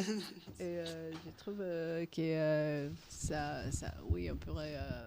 C'est important de faire ça et tout. Et après, il y a. J'espère qu'il va y avoir des ateliers d'autodéfense et tout, parce que comme ça, on peut faire... Oui, on peut lancer un appel d'ailleurs. Si jamais il y a des groupes d'autodéfense féministes queer qui existent sur Bordeaux, vous pouvez peut-être faire signe sur Facebook, je sais pas comment, mais on peut... Il y en a au Baragouinage, c'est ça? Ok, et on ira voir du côté du Baragouinage du coup. Oui, en fait, ce que je sais, c'est que oui, le Baragouinage passe. Ils sont en train de Ils sont en train de se réformer pour précisément proposer des ateliers comme ça et parmi des autres activités. Mais oui, si quelqu'un de Barouinage nous écoute, ouais, ça serait cool. On est pour. Bon, Du ben, coup, oui, pardon. ouais.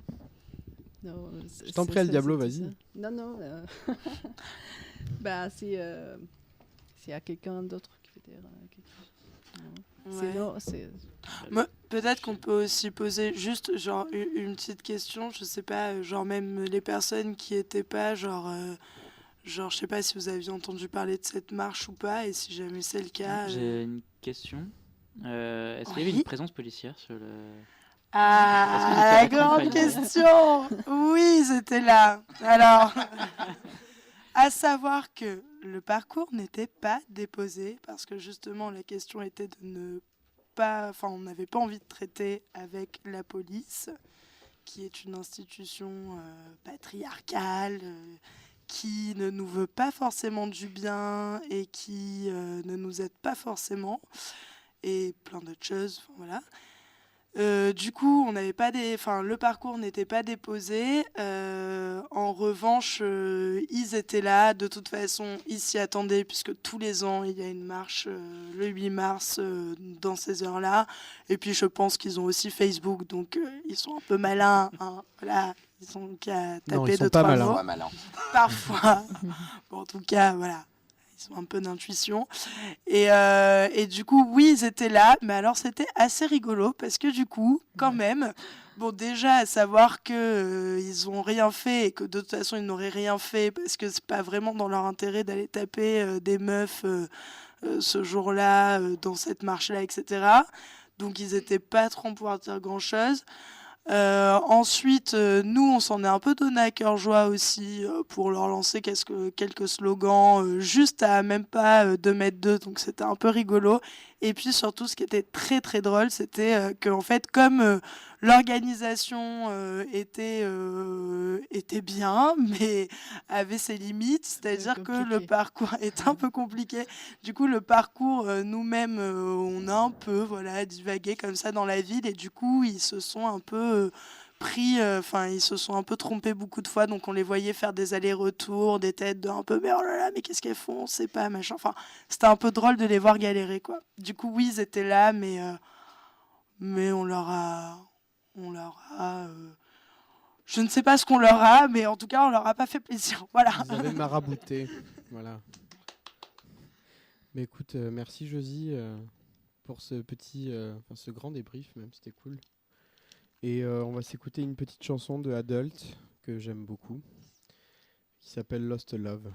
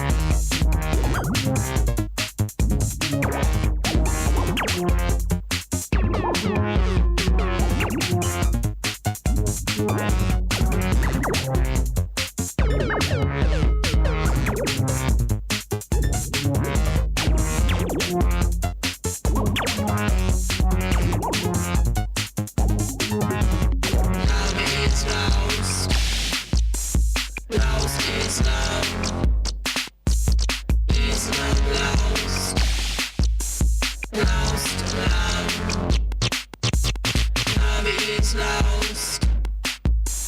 Lost is love. Is love lost? Lost love.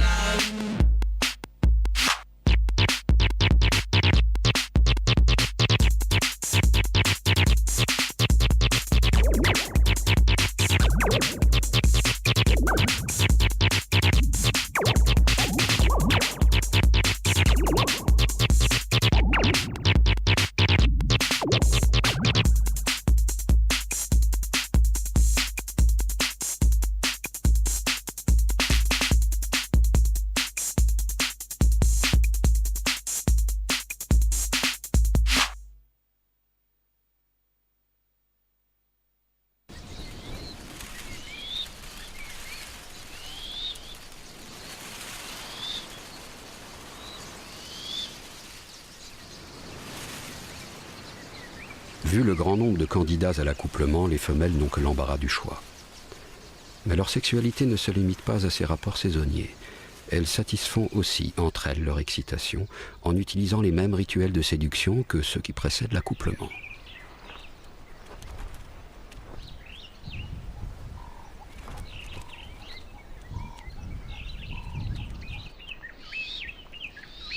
Ces sifflements font partie des prémices.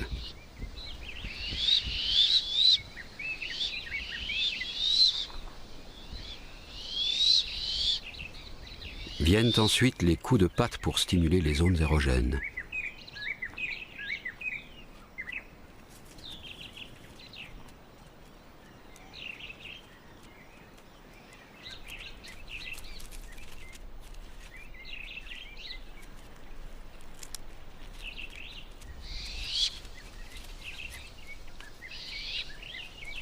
Les deux femelles poursuivent leur cérémonial de séduction en se tournant autour, une des figures classiques de la parade amoureuse. Que l'une d'elles se fasse monter par sa partenaire, et aussitôt elle urine, sous l'effet de l'excitation. L'autre vient sentir cette urine en retroussant sa lèvre pour dégager l'organe olfactif qu'elle a sur le palais.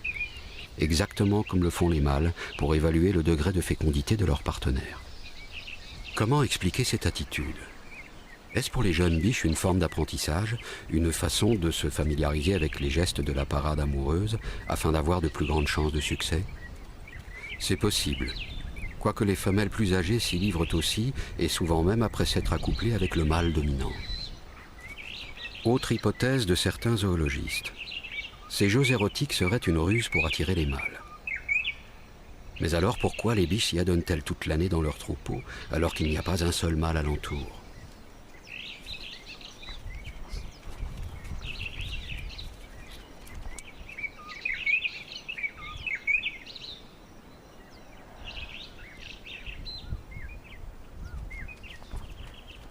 Les coups de tête que se donnent parfois les femelles ont été interprétés comme une manière de refuser les avances homosexuelles de leurs compagnes.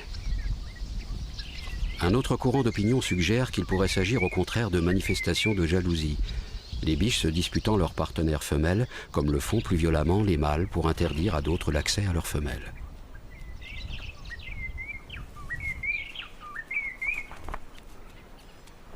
Si ces ébats ne sont ni des simulacres, ni des cérémonies d'initiation, ils sont peut-être une des facettes de la vie amoureuse des femelles coqs. Les femelles seulement. Chez les mâles, ce comportement n'a jamais été observé.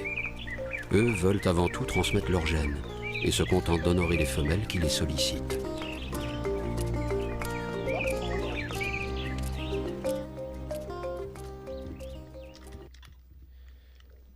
Oui, alors...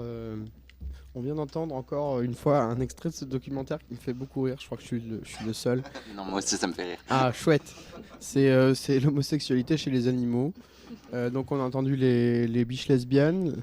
Je pense que la semaine prochaine, ça va être les guêpes qui se font passer pour des homosexuels. Pour séduire les femelles. Aussi, ouais. Voilà. Donc c'est El Diablo, Pedro et... Pancha qui nous ont préparé quelque chose, donc je vous écoute, on vous écoute même. Ok, bonsoir. Du coup, ce soir, en fait, avec El Diablo et Pancha et moi-même, Pedro, on avait envie de vous parler du peuple Zapoteca. au Mexique, et tout particulièrement de leur système de genre, et qui se divise en fait en 3 genres. Il y a les hommes, les femmes et les muxes. Et du coup, pour avoir quelques notions genre du contexte, on va d'abord écouter Pancha qui va nous parler un petit peu de ce peuple zapoteca. Ok, le peuple zapoteca, c'est un peuple indigène au Mexique qui est là, et en fait c'est un peuple précolonial. Ça veut dire qu'ils sont là depuis de plus de 500 ans, tu vois, qu'ils ont résisté là.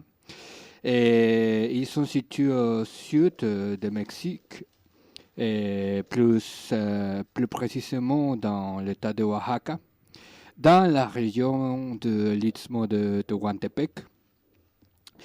Et alors, qu'est-ce qu'on peut dire de peuple zapoteca à part de ça? C'est que avec la colonisation, les peuples zapotecos, ils s'approprient de certaines manières de certains éléments de colonisateurs. Et aussi, les colonisateurs, ils ont imposé beaucoup de choses à eux, comme la religion, la langue. Mais pour cette émission, je crois que c'est remarquable de dire que sa notion de genre, tu vois, avec cette binarité homme-femme, ils ont pris de là parce qu'avant, les zapotecos, ils ne savaient pas de genre. Voilà. En fait, la langue zapoteca ancienne n'existait pas les genres. On parlait de il y a un particule grammaire pour se référer à les gens en général, mais pas avec ces divisions de genre, en fait. Et du coup, pour préparer cette présentation, en fait, on s'est surtout basé sur le travail de 2 anthropologues, en fait, qui s'appellent Marinela Miano et Agüeda Gómez Suárez, qui sont les auteurs d'un article qui s'intitule « Genre, sexualité et ethnie contre la globalisation, le cas de muxes parmi les zapotecos de l'Istmo de Oaxaca ». Et du coup, ces 2 anthropologues, en fait, elles s'intéressent particulièrement aux transformations de pratiques et des subjectivités des personnes muxes à partir des années 2000 dans ce qu'elles appellent leur rencontre avec la modernité. Et nous, on s'est dit déjà que pour interroger ce texte, on voulait surtout pas prendre le prisme du comment la communauté indigène et la tradition indigène zapotecas ont été bouleversées par la modernité, parce que on en a marre de ces récits un peu historiques qui présentent toujours l'Occident comme cette espèce de d'ouragan suprématiste qui viendrait chambouler ces pauvres victimes d'indigènes. Et ce qu'on s'est dit, c'est qu'on voulait plutôt interroger ces transformations-là dans ce qu'elles peuvent nous apprendre sur la modernité et comment nous nous situons nous-mêmes au cœur de cette modernité-là. Et notamment dans la manière que nous avons de nous représenter les pratiques sexuelles et les performances de genre. Et en fait, suite à des discussions entre nous, on a très vite constaté que nos catégories, en fait, pour penser le corps, la sexualité, l'identité, elles peuvent être parfois rigides. Et quand je dis rigide, c'est pas tellement en termes de jugement de valeur, mais plutôt pour accentuer le fait qu'elles sont particulièrement situées à la fois historiquement et géographiquement. Et que parfois, quand on entend certains discours LGBT ou queer, on a l'impression que ces discours-là, ils peuvent être porteurs d'un certain universalisme et d'un certain progressisme, en fait, qui a tendance à oublier que en fait, voilà, ils sont aussi, eux, particulièrement situés. et qui sont les héritiers de toute une histoire qui est liée à la libération sexuelle, aux luttes féministes, aux luttes queer, aux courants postmodernes, mais qu'il faut jamais prétendre que vis-à-vis de ces questions-là de sexualité, d'identité, on a tout compris, et qu'il faut surtout se rappeler constamment qu'on a une manière très particulière, nous, de comprendre ces questions-là. Et notamment le cas des Muxches est intéressant parce qu'il résiste à être défini clairement par certaines de nos catégories de pensée.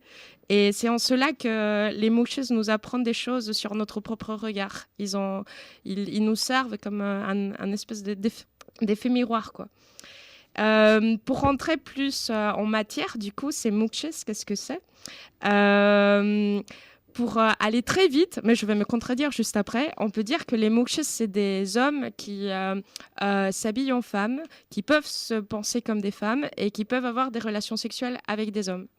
Mais en fait, quand on regarde de plus près, on se rend compte que la séparation entre ce qui relève de l'identité de genre, ce qui relève du travestissement et ce qui relève de l'homosexualité, elle n'est pas du tout nette, elle n'est pas du tout posée, quoi. Ce qu'on a, c'est plutôt, on a affaire à un éventail très large de pratiques, en termes d'appartenance, de manière de se concevoir, qui font que les limites entre ces catégories-là, elles sont floues et elles sont ambiguës. Elles peuvent être changeantes. Par exemple, pour ce qui relève de l'identité de genre, en fait, on peut trouver des Muxches qui peuvent se sentir comme des hommes ou peuvent se sentir comme des femmes, et cela indépendamment de leur désir sexuel, de leur préférence sexuelle, et indépendamment de leur statut social et de leur structure familiale. Par exemple, on peut trouver des Muxches qui sont mariés avec des femmes et qui ont des enfants. Pour ce qui relève, par exemple, de la pratique du travestissement, en fait, il y a des Muxches qui peuvent la pratiquer au quotidien.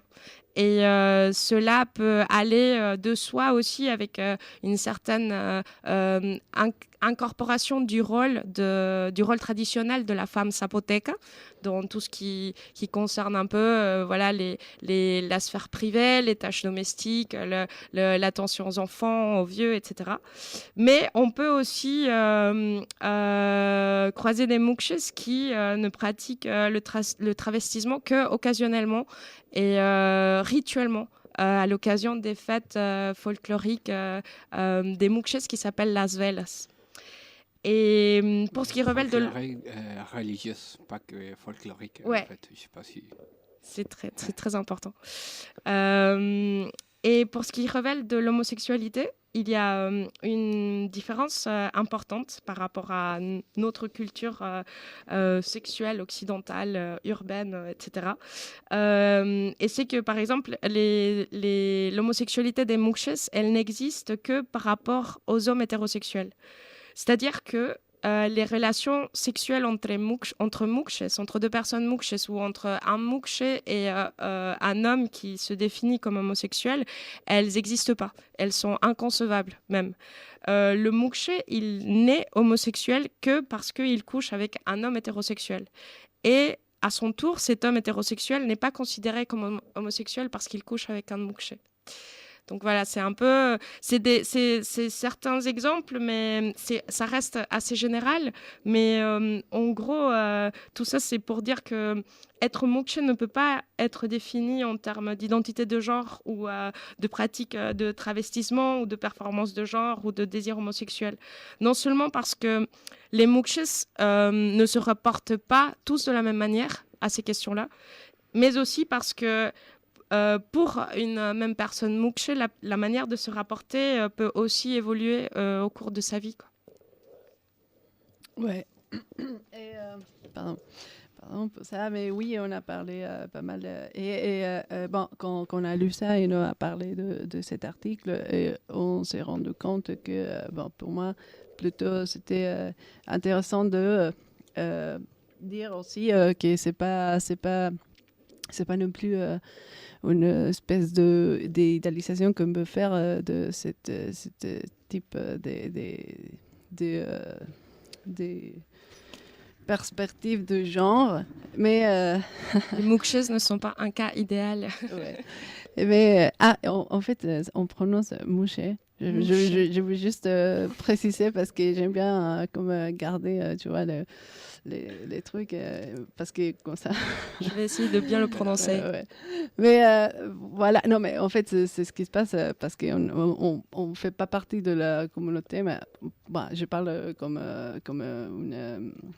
une personne métisse et tout, et même pour nous, qui nous faisons pas partie de ces communautés, c'est un peu comme si on vivait dans un autre pays. En fait, c'est pas une chose à laquelle on a en fait assez accès, mais c'est pas grave, tu vois.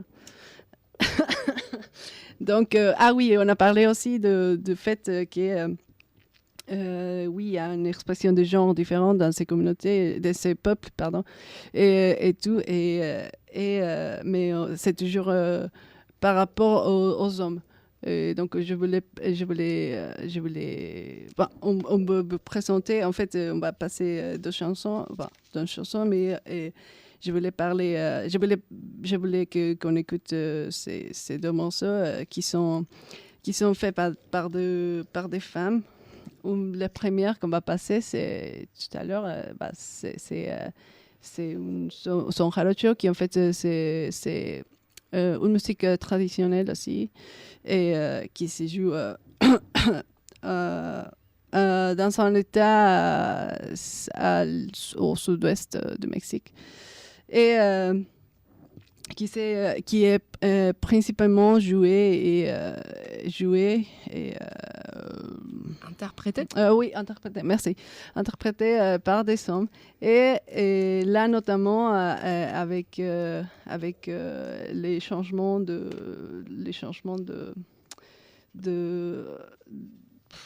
pardon, c'est un peu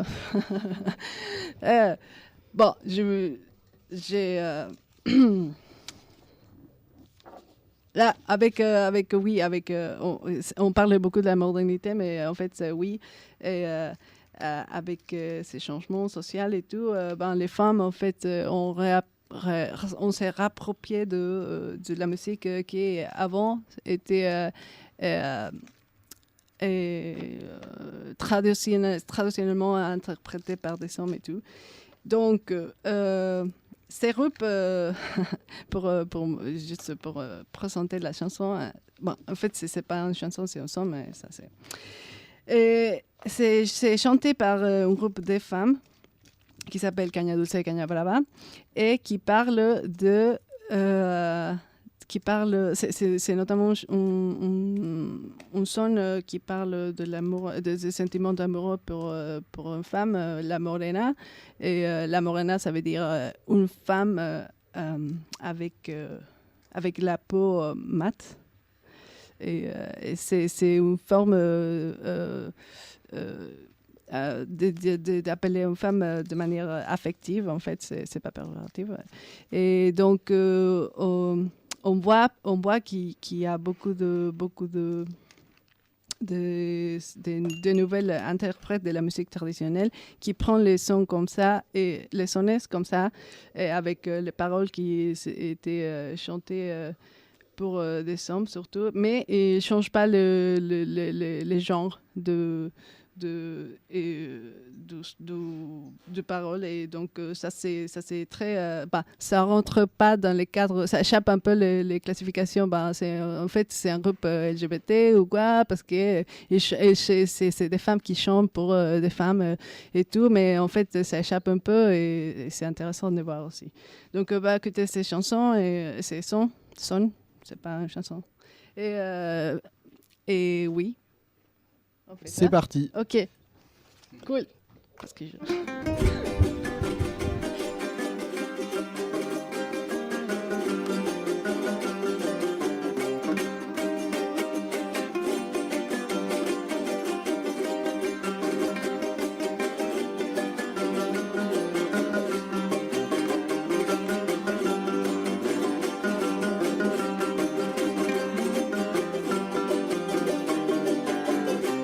La Virgen tendió su manto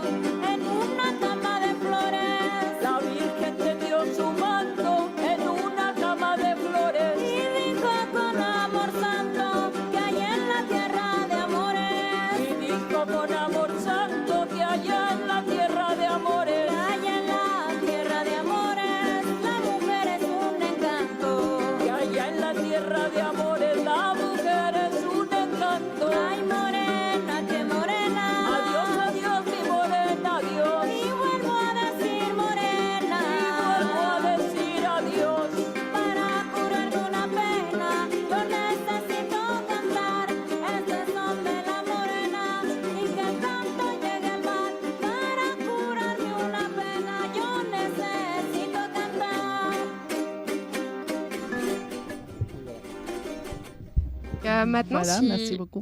Si on regarde de plus près les transformations qui se sont opérées depuis les années 2000, en termes de pratiques et de manière de se concevoir pour les Moukches des générations plus jeunes vis-à-vis de leurs antécesseurs, on va d'abord vous présenter les changements qui se sont opérés avec l'arrivée de nouveaux acteurs institutionnels tels que les médias, les partis politiques et les ONG, et comment tous ces acteurs, chacun à leur manière et avec leur propre discours, ont procédé à des récupérations de ce qu'on peut mettre entre guillemets, parce que c'est très grossier, l'identité Moukche. Donc on va d'abord voir ce qui se passe du côté des partis politiques. Ok. Et alors, ce qui se passe avec les partis politiques là au Mexique, c'est facile pour dire. Tu vois, ils s'utilisent, tu vois, ils soutiennent de candidats mouches, mais sauf qu'ils changent tout le discours mouche et ils commencent à dire, tu vois, ils commencent à mettre des catégories plutôt qui appartient à la modernité. Et alors, par exemple, tu as un parti politique qui prend une personne mouchée, mais pour apparaître plus ouvert, plus progressiste, ils la font passer comme indigène, homosexuel, travesti et handicapé, tu vois. Et là, déjà, ils sont beaucoup des adjectifs. Alors, après, tu vois, ils ne trouvent pas parce que là, les gens très faciles se rendent compte que c'est le show, tu vois, le show un peu médiatique. Et alors, après, la même candidate, Mouche, il apparaît avec une autre partie. Et là, pour apparaître un peu plus moderne, plus, tu vois, ils la font passer comme femme, trans, indigène et handicapée, tu vois. Et là, on pourrait dire que c'est un peu trop, non? Mais alors, c'est que les partis politiques, là au Mexique, ils font ça pour apparaître, parce que là, tu vois, on ne vient pas d'une société très ouverte. Mais ils se font passer, tu vois, pour des partis modernes, progressistes et tout ça. Et surtout parce qu'ils profitent de cette image pour obtenir des capital symboliques, des capital culturels et surtout de capital politique pour les élections et tout ça. Et là, c'est une manière de récupération il faut dire ça aussi, c'est pas que les partis politiques et tout ça, c'est une récupération que c'est assez systématique, comme on va voir avec avec les médias et avec les ONG. Ouais, du coup, juste 2 mots sur les ONG en fait qui ont débarqué genre suite à la pandémie du VIH/SIDA dans les années 90 en fait. Il y a plein d'ONG internationales qui ont débarqué dans le lissement et avec plein des gros moyens financiers et politiques pour implanter des programmes de développement de santé publique et d'assistance sociale. Et en fait, ils opéraient toujours de la même manière, c'est-à-dire qu'ils choisissaient des leaders communautaires qui allaient porter leur projet, des personnes qui, par leur nomination, devenaient des représentants de la communauté. Sauf que ça a donné lieu à de nombreux conflits parce que ces communautés, elles ne se reconnaissaient pas du tout. Ce qu'elles voyaient, c'était des entités étrangères qui venaient nommer des personnes à qui on octroyait un certain pouvoir politique, économique, et qui commençaient à adopter un langage spécialisé qui leur était étranger, distant, quoi, genre depuis un point de vue externe, qui ne reconnaissait pas du tout les intérêts collectifs de la communauté, ni les particularismes locaux et qui très vite plongeait dans des dynamiques clientélistes dans le but de se donner toujours plus de visibilité, de donner toujours plus de visibilité à cette identité mukché à l'échelle globale, dans le but d'avoir toujours de plus en plus de financement, quoi. Et oui, ça se...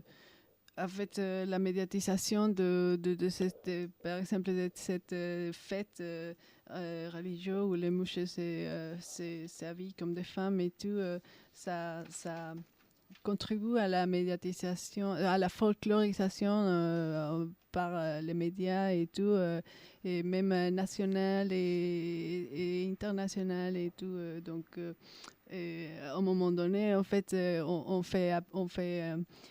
l'industrie du tourisme, en fait, essaie de profiter aussi, et en appelant c'est Juchitán, qui c'est la ville dont on parle, dont tout ce truc se passe, et comme les paradis queer. Donc, en fait, maintenant, c'est un truc qu'on a un peu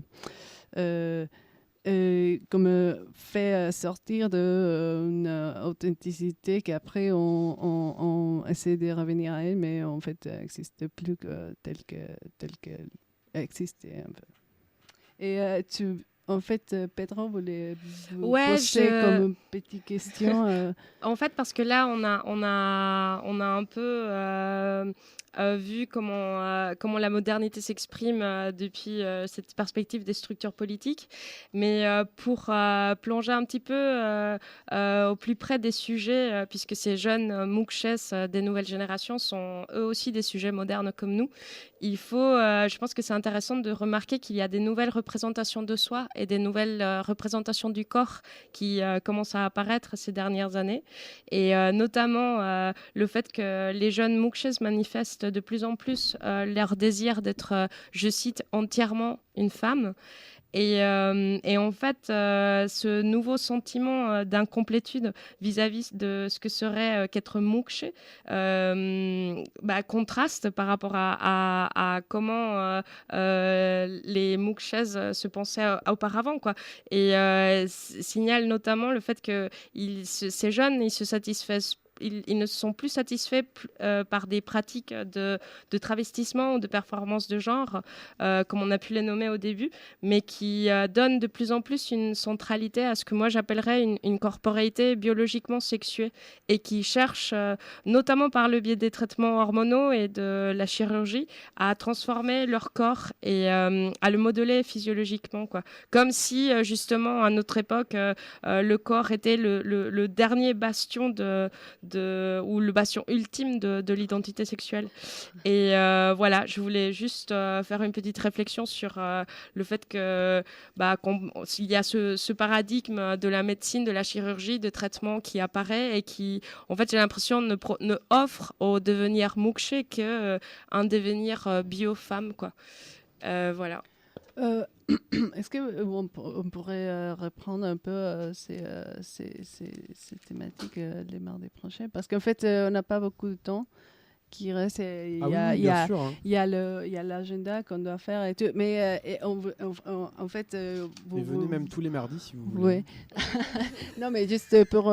parce qu'en fait, on voulait discuter aussi avec vous et tout. Ah oui, donc, grave, peut-être on pourra faire le mardi prochain ça. Et en fait, pour les derniers morceaux aussi, peut-être je pourrais faire un petit capsule, on dit comme ça? Capsule, un petit... D'accord, pour vous parler de Chavela Vargas, en fait, qui est une chanteuse un peu connue. Mais oui, si ça vous dit, on peut faire ça les mardis prochains. Enfin, je parle au nom de tout le monde, je fais ça souvent. Ouais. Et ouais, ça serait hyper bien. Et surtout, Chavela Vargas, je pense que... ça pourrait même être un sujet en soi, je crois. Parce que on peut tous pleurer en écoutant Chavela Vargas. Voilà. Ouais. Qui est sublime. Donc, documentaire qui est sorti sur elle récemment, qui est formellement pas terrible, mais qui a le bénéfice de dérouler un long entretien avec elle, et de peut-être s'appuyer largement sur la question de son homosexualité, qu'elle a révélée bien tard. Il y a pas mal de... en fait, je crois qu'il y a au moins 2 films sur elle, et après elle a sa autobiographie, en fait. On parlera de ça les prochains mardis. On a plein de choses à dire. Et oui, juste pour conclure les mouchés, les questions des mouchés, c'était tu posais la question de Tu veux que je formule ma question ? Ouais. Ouais, bah du coup, ce que je me demandais, c'était qu'est-ce qui, dans notre époque, fait défaut pour que les Moukches soient, quoi. Et pourquoi ce truc qui fait défaut, ce sentiment d'incomplétude dont je parlais tout à l'heure, en fait, il est capitalisé toujours par cette tension binaire entre le fait d'être homme ou d'être femme. Ok, donc on Ça va... pose la question de la transsexualité depuis ce contexte très particulier. Ouais, on peut laisser ces questions pour tout le monde et on passe à l'agenda. Ouais. Oui, moi je vous propose. Merci, enfin, on a appris plein de choses. À la semaine prochaine. Et on s'est décentré de notre regard occidental. Et ça fait toujours du bien. Ouais. Et blanc. Et la semaine prochaine, on va reparler de tout ça. Ou la semaine d'après, je sais pas encore, mais on va reparler de tout ça et je pense qu'il y a beaucoup de choses à dire, quoi. Ouais. Donc on va passer à l'agenda. Agenda. Oui, alors on y va. En gros, l'agenda, ça va être assez rapide, mais plutôt important. C'est-à-dire que justement, en ce moment, à la fac Place de la Victoire, Borde 2, il y a actuellement une occupation menée par les étudiants et les étudiantes de plusieurs facs de Bordeaux, en fait, et contre la loi Vidal. Et c'est un amphi qui est occupé, l'amphi Jean Trac, plus une salle prochainement. Et donc l'idée, c'est d'occuper un peu suite aux violences policières qui ont eu lieu la semaine dernière dans ce même amphi, où tous les étudiants sont plutôt fait tabasser à ce moment-là, lors de la première tentative d'occupation. Donc les AG ont lieu encore demain et à 12h30 et jeudi à 17h30. Jeudi, c'est à 17h30 parce que ce jour-là, il y a une manifestation dont le rendez-vous est donné à 11h, place de la Victoire. C'est une manifestation contre les politiques de Emmanuel Macron. Et donc voilà, le rendez-vous est donné à la fac en Figintrac à 12h30 demain, ou bien en fin de journée à partir de 18h30 pour continuer l'occupation toute la nuit. Il y a des gens qui y dorment et qui font bien plus que ça. Ça promet. Sinon aussi, samedi 17 mars à 13h30, place Camille Julien, le collectif contre les abus policiers, le CLAP, organise un hommage solennel pour la Journée internationale contre les violences policières, avec un mur contre l'oubli.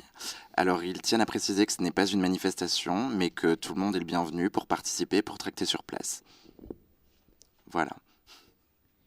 Et juste rappeler, donc j'aimerais bien qu'on rappelle les festivals auxquels Cinémarche participe, ça serait chouette. Donc, Reine Christine, s'il te plaît. Avec plaisir. Merci. Donc, le mois de mars est très chargé puisque nous avons la semaine du 26 mars 2 festivals à la fac. Les Révoltés, d'un côté, qui est organisé par l'UNEF autour des questions de discrimination, avec une magnifique journée autour des questions queer, plutôt sur le versant artistique, prolongée par une projection, donc tapis coussin et vidéo queer, que Cinémarche présente. Et le lendemain, toujours à la fac de la Victoire, les journées du film ethnographique qui se prolongent aussi toute la semaine avec une programmation de ouf, hyper PD et féministe. Et Cinémarche présente Sois belle et tais-toi. Et juste début avril, on a aussi 2 autres rendez-vous qui sont des Cinémarche Club, donc vraiment dont on est à l'initiative. Le 4 avril, donc à la fac, dans le cadre du festival Musique à l'écran, autour de Queercore. Donc là, c'est vraiment programmation punk. Et le 11 avril, on retourne à Utopia avec le film Kobe, dont j'ai pas beaucoup parlé tout à l'heure, qui est un film sur un garçon trans aux États-Unis, sur lequel pose son frère, en fait son demi-frère, pose un regard assez bienveillant. Voilà. Donc l'occasion de revenir sur les questions trans. Super. Écoute, merci beaucoup Reine Christine. D'ailleurs, merci beaucoup d'être venue pour présenter Cinémarche. Donc foncez quoi. Si vous aimez le cinéma, si vous n'aimez pas le cinéma, n'écoutez pas cette émission, voilà. Vous êtes des traîtres. Et du coup, merci beaucoup d'avoir écouté l'émission. Du coup, on va se retrouver la semaine prochaine pour le spécial Marguerite Duras, qui finalement est programmé. Il va arriver. Et la dialectique. Donc, Elle a fait jouer Delphine Seyrig. Oui, elle a fait jouer Depardieu dans Le Camion aussi, qui est un monument du cinéma. Voilà, on en parlera la semaine prochaine. Bisous Gigi. Bisous Gigi. Bisous s'il y a des gens qui nous écoutent dans l'amphi, j'espère. On fait des bisous. Il y a d'autres bisous ? Plein de bisous à tout le monde. Voilà, et donc on va s'écouter Cardi B, Bodak Yellow. Cardi B. Bram. Bra.